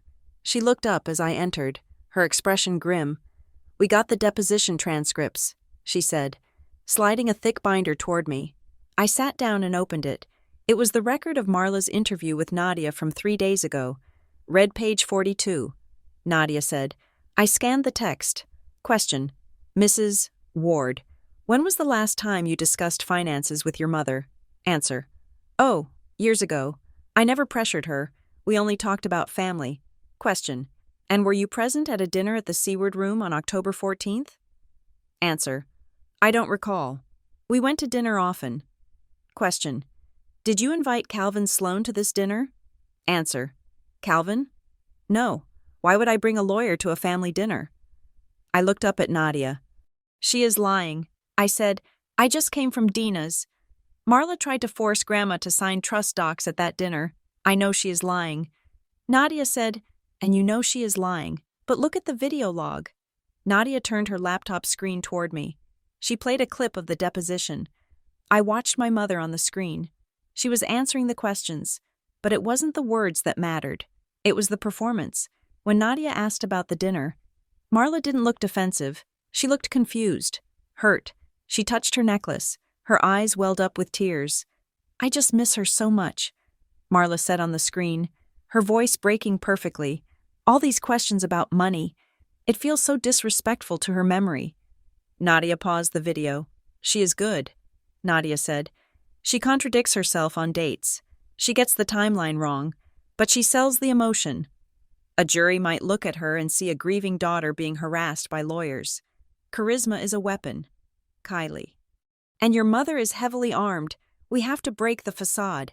I said, we have to show the jury the monster, not the mother. We need hard links. Nadia said, we need to prove the conspiracy, not just the bad behavior. I called Elliot Crane. Meet me at the office. I said, we need to look at Calvin Sloan again. Elliot arrived 20 minutes later, looking tired but focused. We spread the bank records out on the conference table. We know Sloan is the registered agent for Hollis Key Holdings. Elliot said, the shell company that bought the cabin, but there has to be more. I said, Dina said he was at the dinner. He is not just a paper pusher, he is the enforcer. Elliot started typing on his laptop. I have been mapping the wire transfers from Ashford Private Trust, he said, the bank that manages the main estate. I looked at the screen. A spiderweb of lines connected various accounts. Ashford is a reputable firm. Elliot said, but look at the individual broker handling Evelyn's account. A man named Simon Vance, the guy who called me. I said, the one who wanted me to settle. Exactly, Elliot said. Now, look at Simon Vance's employment history. Before he joined Ashford Private Trust 5 years ago, he worked at a boutique investment firm in Boston. I leaned in. Which firm? Sloan & Partners. Elliot said. I felt a jolt of electricity. Calvin Sloan's firm? His brother's firm. Elliot corrected. But the connection is there. Simon Vance and Calvin Sloan have known each other for a decade. It was a setup. They had her surrounded. I whispered. Marla had her lawyer on the outside and her man on the inside of the bank. They were squeezing her from both ends. No wonder she felt like a prisoner. This is not illegal on its own, Nadia warned, pacing the room. Knowing someone isn't a crime, but given the pressure campaign, the loans, and the sudden sale of the cabin, it paints a picture of a coordinated attack. We need the smoking gun.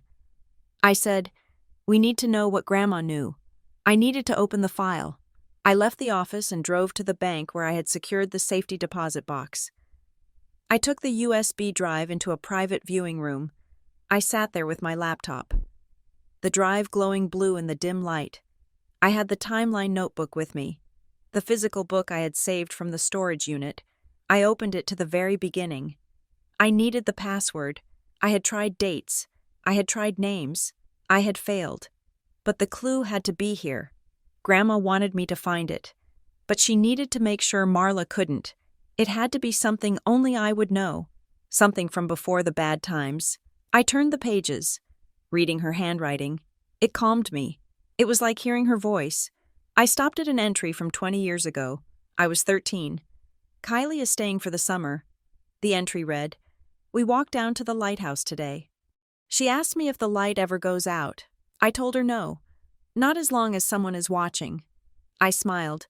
I remembered that day. I read on. She found a baby bird in the garden, a little blue jay that had fallen from the nest. She made a shoebox for it. She fed it with an eyedropper. She called it her little blue heron because she didn't know the difference yet. I didn't have the heart to tell her. I froze. Little blue heron. I remembered that. I remembered how serious I was. I remembered Grandma calling me that for years afterward, as a nickname. Whenever I was being particularly stubborn or protective, my fierce little blue heron. I looked at the password prompt on the screen. It was a phrase from my childhood, a secret name. I typed it in.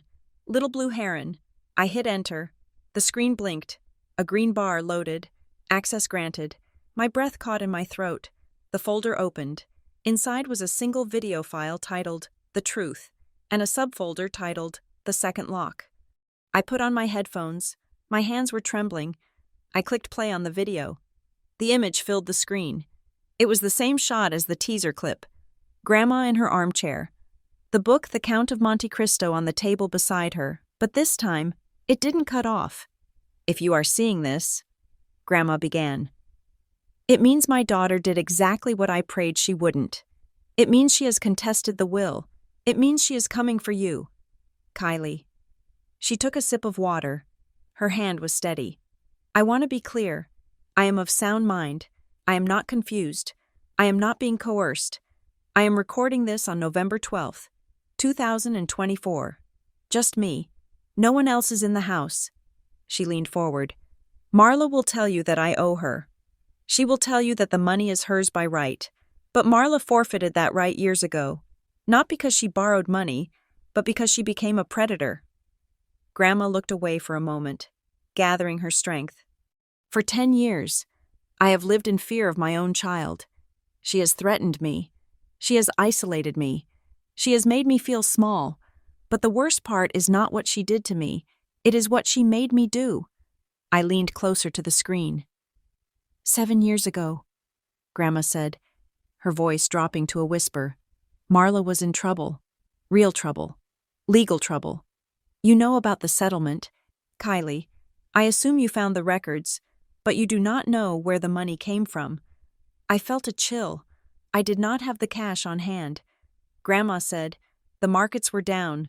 I was illiquid, but Marla needed $250,000 immediately or she was going to prison. So I did something terrible. She looked directly into the lens. I was the trustee for the education fund of your cousin, Sarah. It was a separate trust. Left by your grandfather, it was meant for her college, for her future. My mouth fell open. Sarah, the cousin who had texted me about the ashes. I drained it. Grandma confessed. I took Sarah's money, and I gave it to Marla to pay off her fraud victims. I told myself I would pay it back before Sarah turned 18, but I couldn't.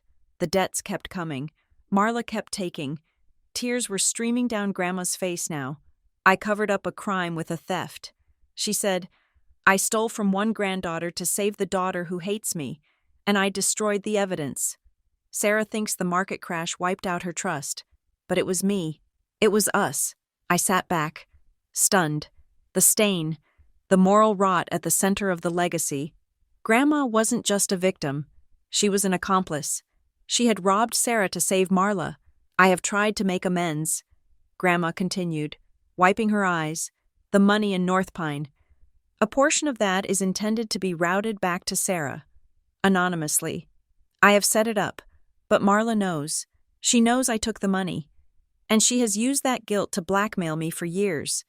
She said if I didn't give her what she wanted, she would tell Sarah I was the thief. Grandma's face hardened. I am done being blackmailed, and I am done protecting her.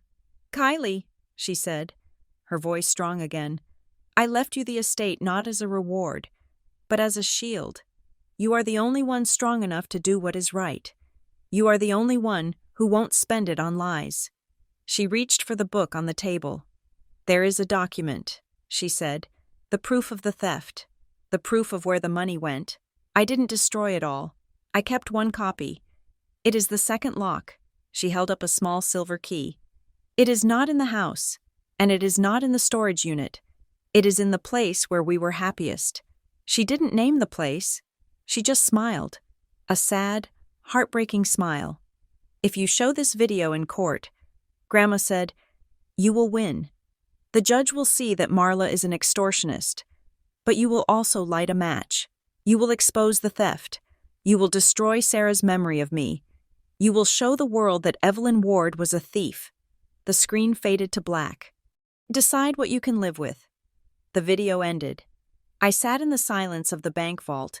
The air felt thin. I had the smoking gun. I had the confession. It would destroy Marla. It would prove undue influence, coercion, blackmail, everything. But it would also destroy Grandma. It would reveal that the beloved matriarch, the pillar of the community, had embezzled her own granddaughter's college fund. It would tear the family apart in a way that could never be fixed. Sarah would hate Grandma. The town would judge her. Marla had been counting on this. She knew Grandma would never want the truth out. She knew the shame was the ultimate leverage. I closed the laptop. I felt heavy. The $6.8 million wasn't a gift.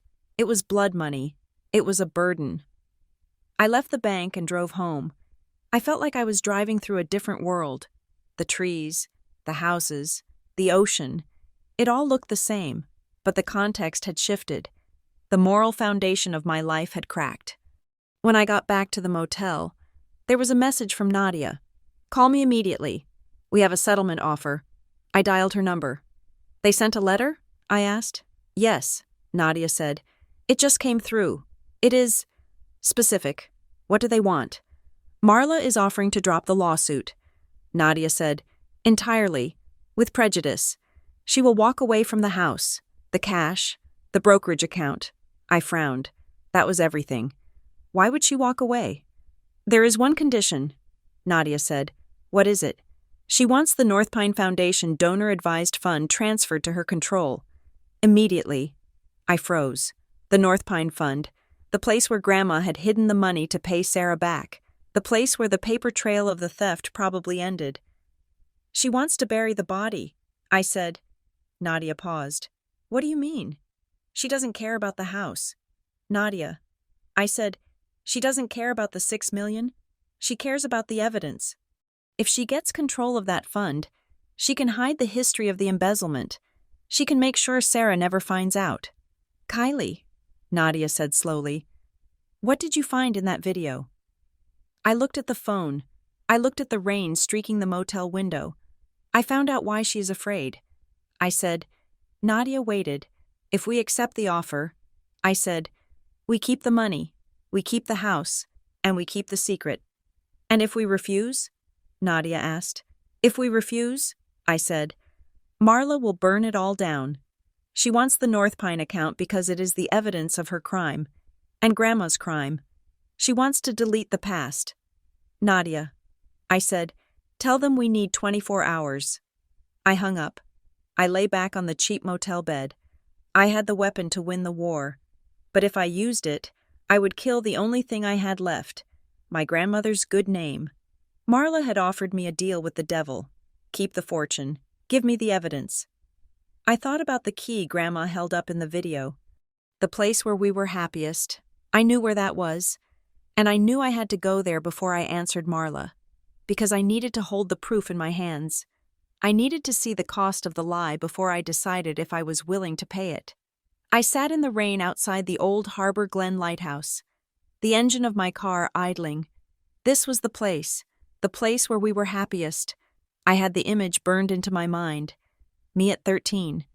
Grandma holding my hand, the wind whipping her hair across her face as she pointed out to sea and told me that the light never goes out as long as someone is watching.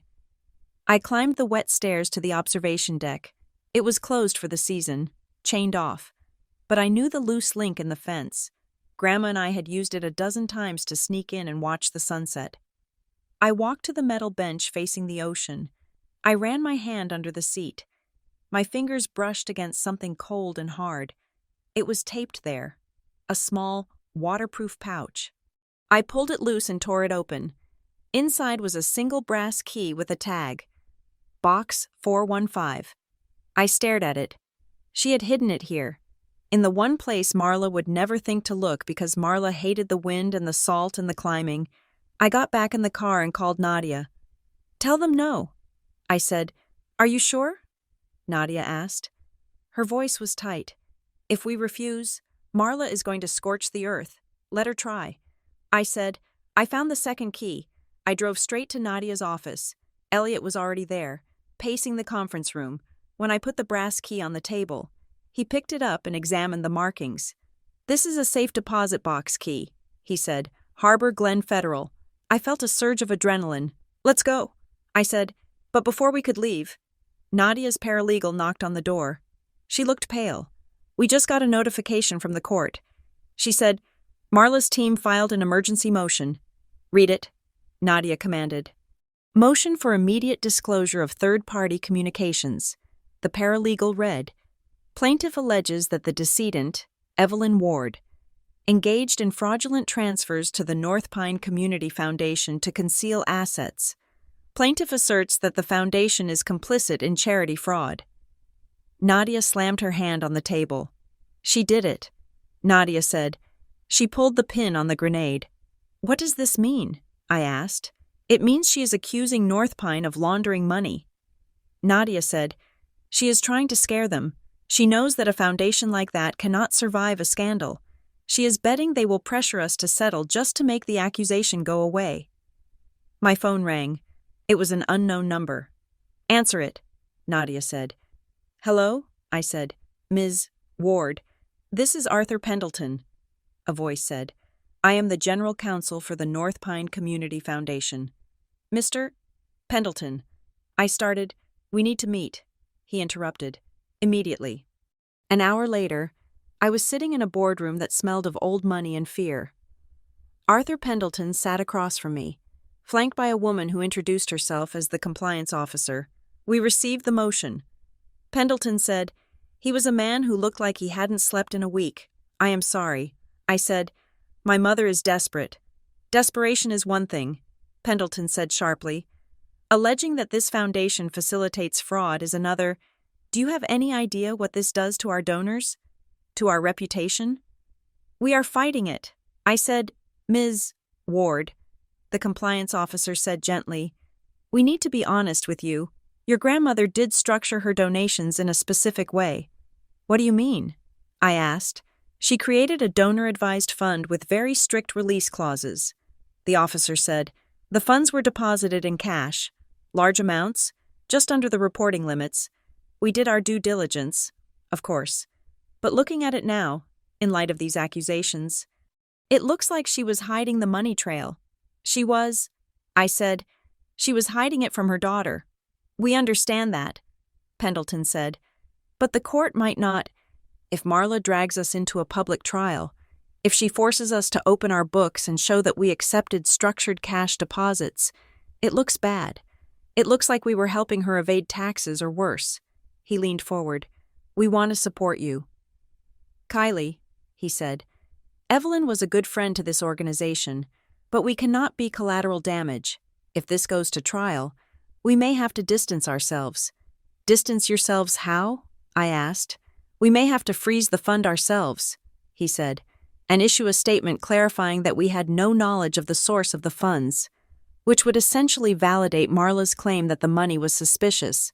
I felt the walls closing in. Marla was winning.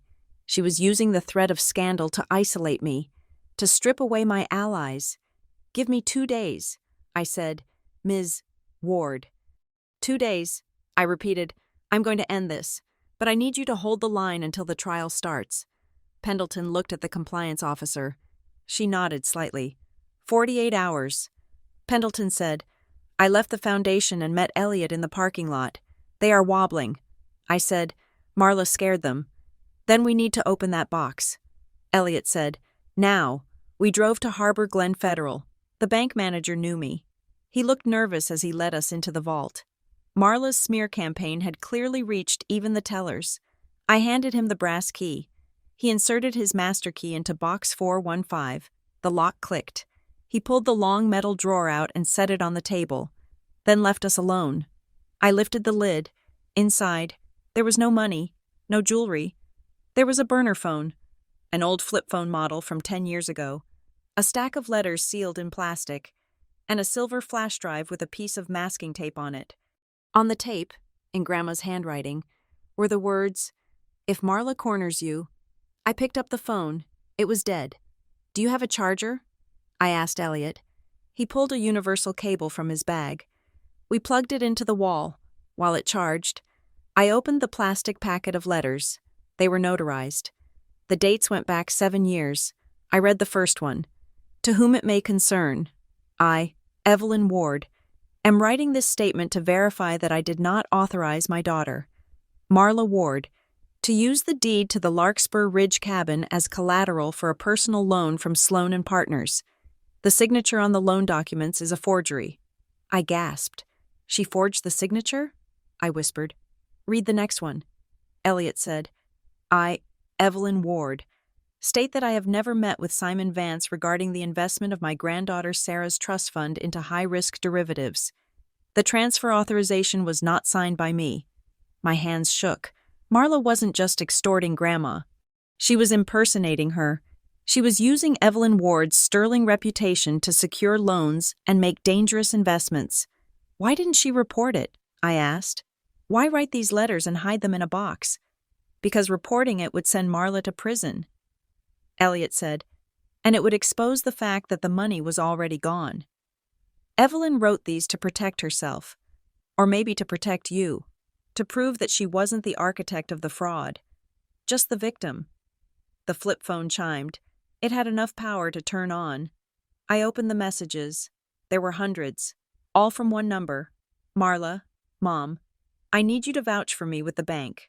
Tell them you are backing the deal. I can't do that. Marla, it is illegal. If you don't, the investors will find out about Sarah's trust. Do you want Sarah to know her grandmother is a thief? Make the call. Marla, please, make the call. Mother, or I burn the house down. I scrolled through months of this. It was a hostage situation.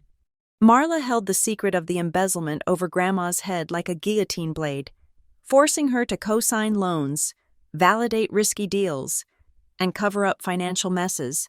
I picked up the flash drive. What is on this? I asked. Elliot took it and plugged it into his laptop. It was a folder of audio files, recordings. Grandma had recorded their phone calls. I clicked on one. Marla's voice filled the small vault room. You think you are so high and mighty. Marla sneered on the recording. But you are in the mud with me. Mother, we are partners. You paid my settlement with stolen money. That makes you a conspirator. So you will sign the papers for the cabin transfer, and you will do it today. I am tired. Marla. Grandma's voice sounded weak. I am so tired. Sleep when you are dead. Marla said, Right now. I need liquidity.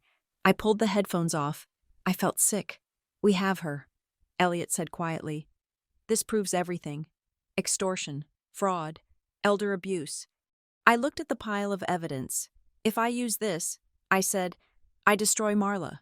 Yes, Elliot said. But I also implicate Calvin Sloan. I said, and Simon Vance, and probably half a dozen other people who looked the other way because they thought Evelyn Ward was signing off on it. Elliot nodded. And, I added, my voice trembling, I confirm that Grandma stole Sarah's trust fund. The audio makes it explicit. You are in the mud with me. You paid my settlement with stolen money. If I play this in court, I said, I win the lawsuit, but I destroy Grandma's name forever. She goes down in history as a thief and a conspirator. Elliot looked at me. Kylie, he said, Marla is counting on you being too good to do it. She is counting on you protecting the family name just like Evelyn did. That is her leverage. I looked at the burner phone. She isn't counting on me being good. I said, she is counting on me being weak. I took the box. Pack it up. I said, we are going to trial. The pre-trial conference was held in Judge Holloway's chambers. The room was lined with books, the air thick with tension. Andrea Baines sat next to Marla, looking confident. Nadia sat next to me, looking like a coiled spring. The judge leaned back in his leather chair. I have reviewed the motions, Judge Holloway said. His voice was weary. This case is becoming a circus. We have allegations of undue influence, counter-allegations of harassment, and now a motion accusing a major charity of fraud. He looked at Baines. Ms. Baines, you are skating on thin ice. If you do not have concrete proof of this charity fraud, I will sanction you for frivolous filings. We believe the discovery will bear it out, Your Honor, Baines said smoothly. And Ms. Penn, the judge said, turning to Nadia, You have indicated you have new evidence regarding the character of the plaintiff. We do, Your Honor, Nadia said. Substantial evidence. Then let's get on with it, the judge said. I want a clean trial. No ambushes, no theatrics. You submit your witness lists by 5 p.m. today, and I want this wrapped up in 3 days. We walked out of the chambers. Marla was waiting in the hallway. She wasn't looking at her lawyer. She was looking at me. Kylie, she said. Nadia stepped in between us. My client has nothing to say to you, Nadia said. I just want to talk to my daughter, Marla said. Her voice was soft. Wounded. Please, just for a minute. Nadia looked at me. I nodded. 5 minutes, I said. We walked to a bench in the atrium. Marla sat down, smoothing her skirt. She looked tired. For a second, I saw the mother I had wanted her to be when I was little. I know you are angry, Marla said, and you have a right to be. I haven't been perfect. I almost laughed. Perfect? I said. You terrorized her.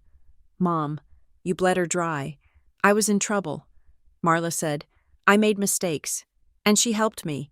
That is what families do. They help each other. She stole from Sarah to help you. I said. Marla flinched. She didn't know I knew about Sarah. She didn't know I had the video. She told you? Marla whispered. She told me everything. I said. Marla's face hardened. The wounded bird act evaporated. Well, she said, her voice turning cold. Then you know that if you expose me, you expose her. You expose the great Evelyn Ward as a common embezzler. I am not afraid of the truth anymore. I said. Aren't you? Marla asked. She leaned in, her perfume cloying and sweet. Do you think you can handle the shame? Do you think you can walk around this town with everyone knowing your grandmother was a criminal? I looked at her. It wasn't her crime. I said, it was yours. She just paid for it, and you are paying for it now. Marla said, look at you, living in a motel, hiding. You look exhausted. Kylie. She reached out and touched my hand. I pulled away as if I had been burned. Just give me the foundation account, Marla said. That is all I want. You keep the house. You keep the rest. Just give me the North Pine Fund so I can close the loop, and we can all go back to being a family. I stood up. We were never a family. I said, we were just your hostages. Marla stood up too. Her eyes were black with rage. You ungrateful little brat, she hissed. You were never supposed to be the one holding the keys. You were supposed to be the quiet one, the stupid one, the one who stayed in the corner while the adults handled the business. And there it was. It wasn't just about the money. It was about power. Marla couldn't stand that Evelyn had chosen me. She couldn't stand that the quiet one was now the one holding the power of life and death over her reputation. She hated me because I was the moral adult she had never been. I am not in the corner anymore. Mom, I said. I turned and walked away. You will regret this, she screamed after me. Her voice echoed off the marble walls. I will ruin you. I kept walking. I didn't look back. Back at Nadia's office, we finalized the witness list. Ruth Calder, Nadia said, checking off a name, to testify about the surveillance and the fear. Toby, the storage employee, I said, we tracked him down. He is willing to testify that he was paid to open the unit. We have the compliance officer from North Pine. Nadia said, reluctantly, but she will appear. And Elliot, I said, to walk the jury through the timeline of the theft. Nadia looked at the list. It is a strong case, she said, but it is dangerous. Every question we ask risks opening the door to the embezzlement. If Marla's lawyer is smart, she will pivot and say, see, Evelyn was a criminal. Of course she was incompetent. Of course the will is invalid. We have to control the narrative. I said, we have to show that the embezzlement proves the coercion, not the incompetence. It is a tightrope. Nadia said. I spent the night before the trial in the motel room. The rain had finally stopped, leaving the world outside scrubbed clean and raw. I sat on the bed with my laptop. I opened the EW Legacy folder. I watched the video again. I watched Grandma talk about the theft. I watched her cry. I watched her warn me about lighting the match. Decide what you can live with. I paused the video. I looked at the background. I had found the password by looking at the book on the table. The Count of Monte Cristo. But there was something else, behind Grandma. On the wall of the study hung a large calendar. It was one of those oversized ones with squares for each day. I zoomed in. The date of the recording was November 12th. But on the calendar in the background, a different date was circled in thick red marker. October 15th. I frowned. Why was that date circled? I pulled up the timeline Elliot and I had built. October 15th, 2020. I scrolled through the spreadsheet. On October 15th, 2020, the deed to the Larkspur Ridge cabin was transferred to Hollis Key Holdings. I looked back at the video. Grandma had circled the date. She had marked the day she lost the cabin. But why? I zoomed in further on the video, next to the date. In tiny letters. She had written something. It was blurry. I squinted. CS, 2 p.m., CS, Calvin Sloan. She had a meeting with Calvin Sloan at 2 p.m. on the day the deed was transferred. But wait, I pulled up the notarized letter from the safe deposit box, the one where Grandma swore she never authorized the transfer. I, Evelyn Ward, am writing this statement to verify that I did not authorize my daughter. The signature on the loan documents is a forgery. If she met with Sloan at 2 p.m., wouldn't she have signed the papers then? Unless... I grabbed the phone and called Elliot. Elliot, I said, I need you to check something. Where was Grandma on October 15th, 2020? I don't know. Elliot said, why? Because she has it circled on her calendar with Calvin Sloan's initials. I said, but she swears the signature is a forgery. I can check her medical records. Elliot said, we have the full file from the discovery phase. Check it, I said. I waited, my heart pounding. 2 minutes later, Elliot came back on the line.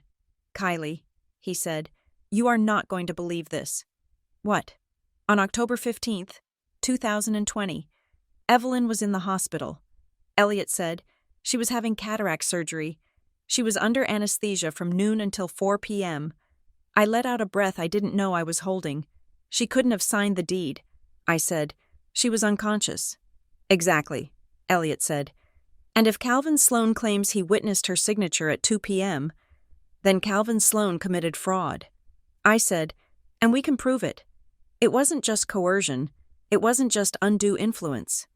It was flat-out, verifiable forgery committed by a licensed attorney. This changes everything. I said, this isn't just a probate case anymore. Elliot said, this is a RICO case. I looked at the video still on my screen. Grandma had left breadcrumbs. She had circled the date. She had kept the medical records. She had set the trap. Marla wanted a war? She was about to get a massacre. I closed the laptop. I finally knew what I was going to do. I wasn't going to hide the stain. I wasn't going to protect the legacy. I was going to light the match. And I was going to watch them all burn. The air in courtroom 3 of the Caldwell County Probate Court was stale, recycled, and thick with the scent of floor wax and expensive perfume. It was the smell of money being fought over. I sat at the plaintiff's table next to Nadia Penn, my hands folded on top of a stack of manila folders that contained the wreckage of my family history. Across the aisle, my mother, Marla Ward, sat like a grieving queen. She was wearing a black dress that was tasteful, modest, and likely cost more than my car. She dabbed at dry eyes with a tissue, leaning slightly toward her attorney, Andrea Baines, as if she needed physical support to stay upright. Judge Holloway entered, his black robe swishing softly. He looked tired. He looked like a man who had seen too many families tear each other apart over money and was not looking forward to another one. Be seated, he said. The trial began not with a bang, but with a performance. Andrea Baines stood up. She walked to the center of the room, commanding the space. Your Honor, she began, her voice low and respectful. This case is a tragedy. It is the story of a vulnerable, elderly woman, Evelyn Ward, who was isolated in her final days by a granddaughter she barely knew.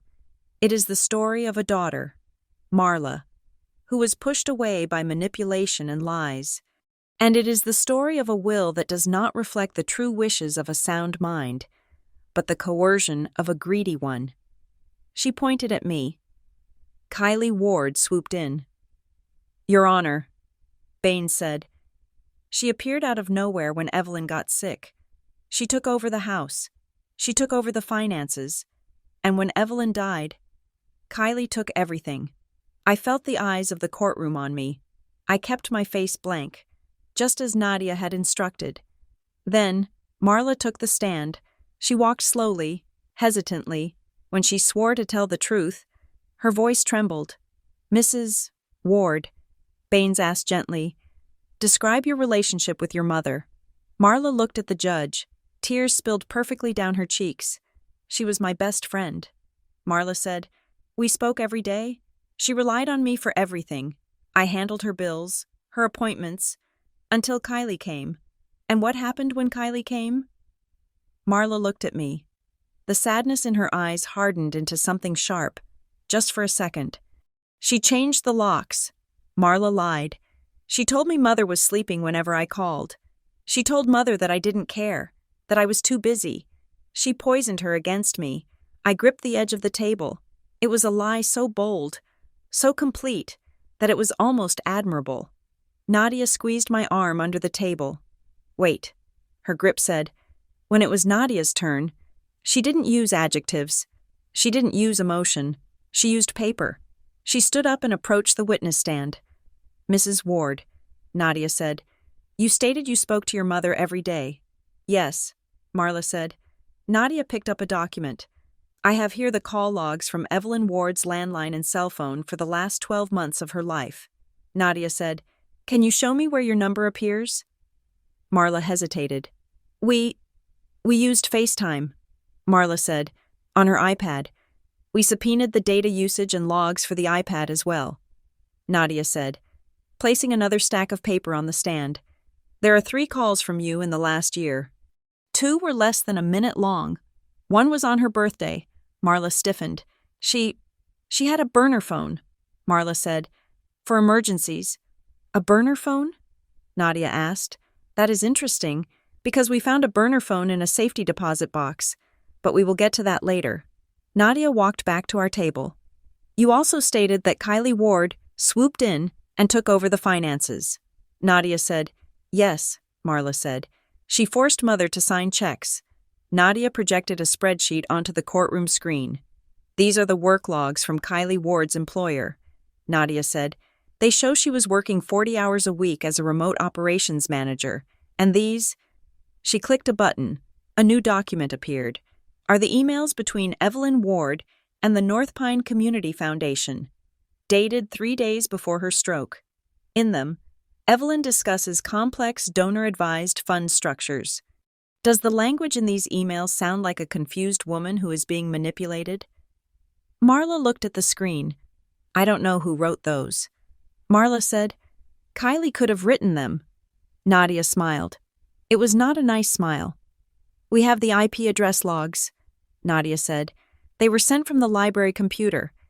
The security footage shows Evelyn Ward sitting there alone, typing." Marla fell silent. The narrative of the frail, confused old woman was cracking. But the real blow came after lunch. Nadia called Dina Ward to the stand. My aunt looked terrified. She was wearing a beige cardigan that washed her out, making her look like a ghost. She wouldn't look at Marla. "Ms. Ward," Nadia said, "you signed an affidavit stating that Kylie Ward prevented you from visiting your mother." Dina nodded, staring at her hands. "Yes," she whispered. "Speak up, please," the judge said. "Yes," Dina said louder. Nadia walked closer. "Is it true?" Nadia asked. "Objection," Baines said, asked and answered. "I am asking if the content of the affidavit is factual." Nadia said, "Ms. Ward, did you ever attempt to visit your mother and get turned away by Kylie?" Dina looked up. She looked at me. Then she looked at Marla. Marla was staring at her, eyes wide, a silent threat broadcasting across the aisle. Dina swallowed hard. Her hands were shaking. I didn't visit, Dina said. You didn't visit? Nadia repeated. No, Dina said. So when you wrote that Kylie kept you away— I didn't write it, Dina burst out. The courtroom went silent. I didn't write it, Dina said, her voice rising to a sob. Marla wrote it. She brought it to my house. She told me to sign it. And why did you sign it? Nadia asked softly. Because she promised me money, Dina cried. She said when she won the lawsuit, she would pay off my mortgage. She said if I didn't sign it, she would tell everyone about my past. Marla stood up. Dina, shut up, Marla screamed. Sit down, Mrs. Ward, Judge Holloway barked. He slammed his gavel. One more outburst and I will hold you in contempt. Marla sat down, her face red. But the damage was done. The grieving sister act was gone. The predator was visible. Dina was weeping on the stand. She made me do it. Dina sobbed. I am sorry. Kylie, I am so sorry. The energy in the room shifted. It wasn't just a dispute anymore. It was a conspiracy. Then came Elliot Crane. Nadia put the forensic accountant on the stand to explain the money. Elliot was calm, precise, and devastating. He walked the court through the timeline, the loans, the gifts, the bailing out of Marla's debts. And then, he brought up the cabin. Can you explain the transaction regarding the Larkspur Ridge property? Nadia asked. On October 15th, 2020. The deed was transferred to Hollis Key Holdings, LLC. Elliot said. The transfer documents bear Evelyn Ward's signature. And who owns Hollis Key Holdings? It is a shell company registered to Calvin Sloan, Elliot said. Marla Ward's former attorney. Nadia paused. She let that sink in. And, Mr. Crane, where was Evelyn Ward on October 15th, 2020? Elliot adjusted his glasses. According to the medical records from St. Jude's Hospital, Evelyn Ward was admitted at 10 a.m. for cataract surgery.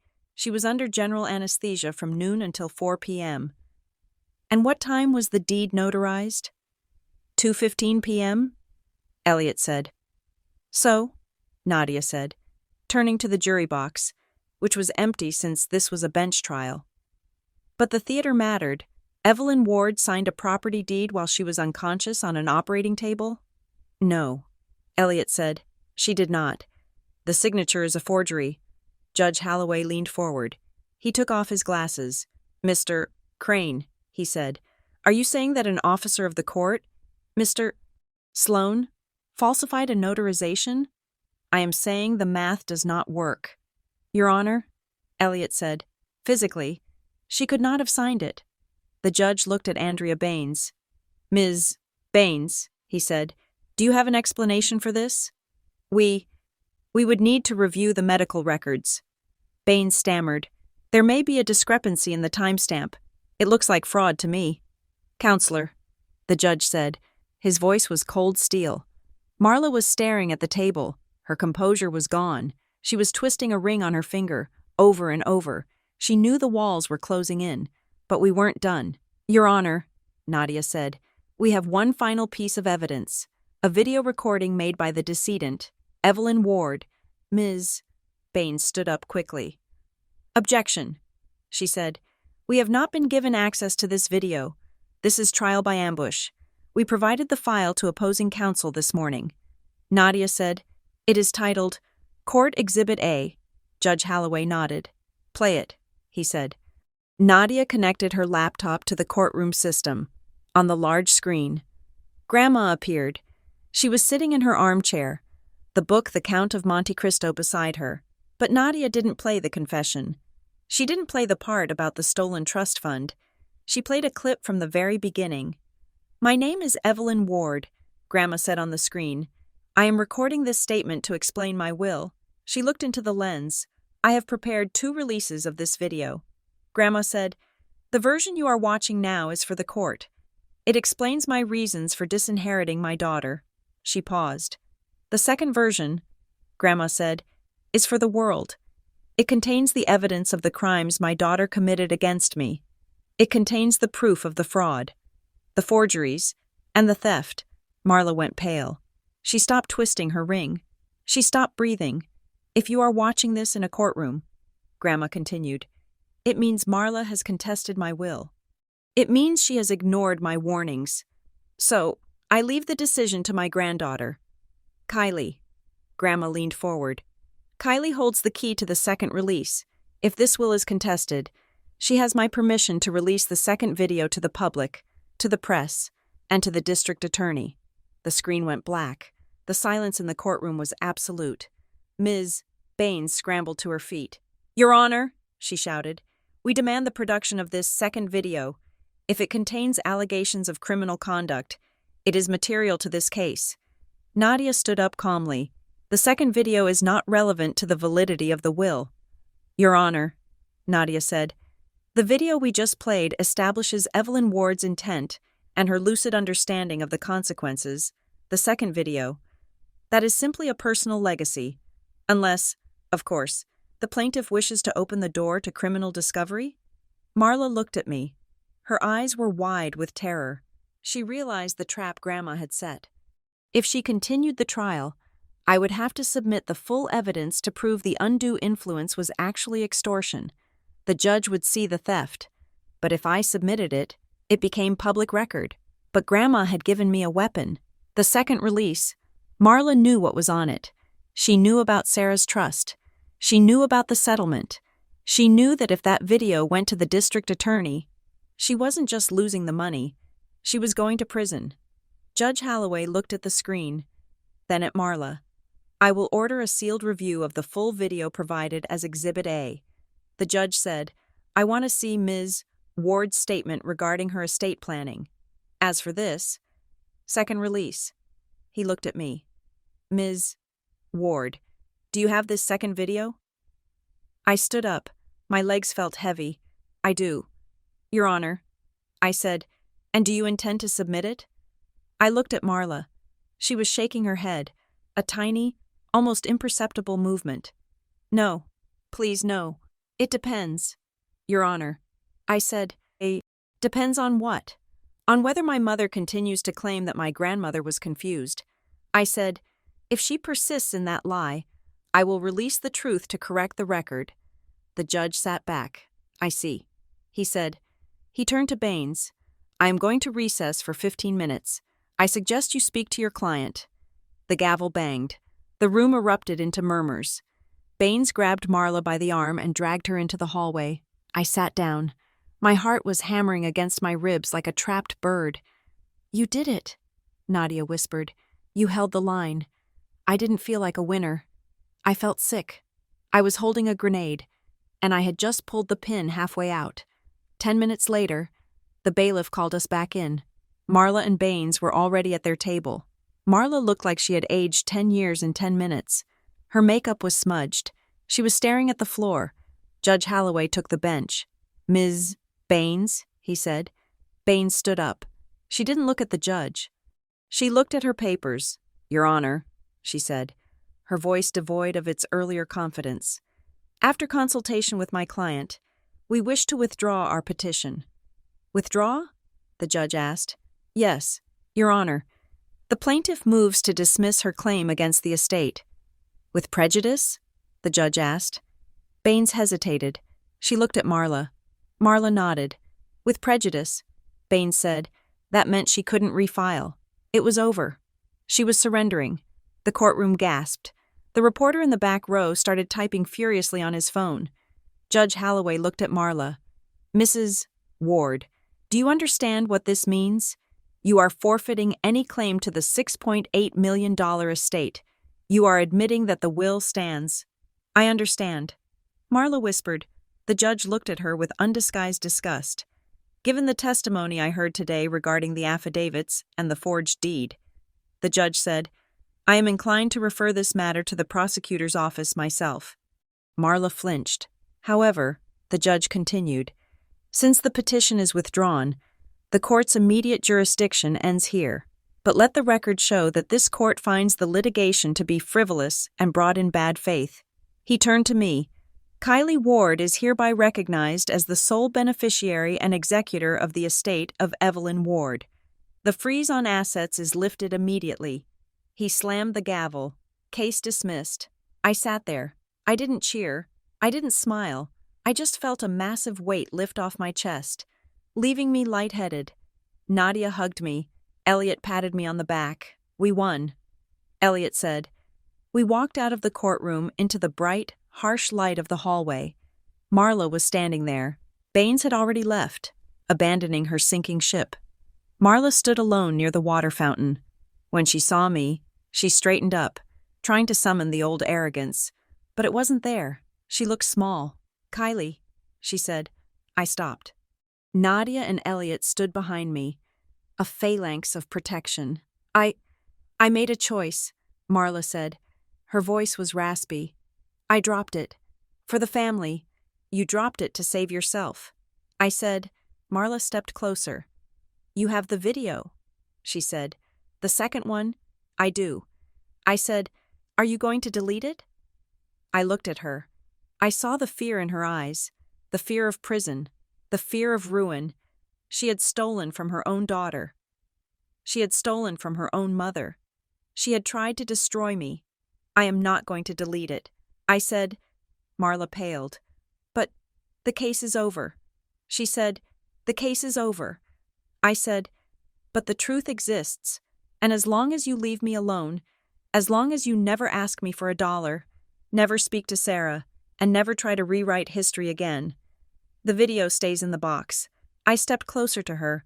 But if you ever come for me again, Mom, if you ever tell a lie about Grandma, I will release it. Do you understand? Marla looked at me. For the first time in my life, I saw her look at me with respect. Or maybe it was just fear. It didn't matter. I understand, she whispered. She turned and walked away, her heels clicking on the marble floor. A lonely, hollow sound. I watched her go. I had the money, $6.8 million. I had the house. I had the victory. But I also had the secret. I was the keeper of the family stain now. I was the one protecting Sarah from the truth that her grandmother had robbed her. I was the one hiding the forgery. Grandma had been right. With money comes power. And power was just another word for the ability to keep secrets. I walked out of the courthouse into the fresh air. The sun was shining, reflecting off the puddles from the storm. I took a deep breath. What now? Nadia asked. Standing beside me, I looked at the sky. Now, I said, I go pay Sarah back. I walked toward my car, ready to start the rest of my life. It wasn't the ending I had expected. It wasn't a fairy tale, but it was mine. And for the first time in a long time, the light on the horizon didn't look like a warning. It looked like a promise. Thank you so much for listening to My Mom Sued Me for Grandma's $6.8 million will. A secret video made her drop everything. I hope you enjoyed this journey of betrayal, justice, and family secrets. I would love to know where you are listening from. Please leave a comment below telling me your city or country. It is always amazing to see how far these stories travel. If you enjoyed this story, please make sure to subscribe to Revenge Stories so you never miss an episode. And don't forget to share your thoughts on Kylie's decision in the comments. Did she do the right thing by keeping the secret? Let me know what you think. Until next time.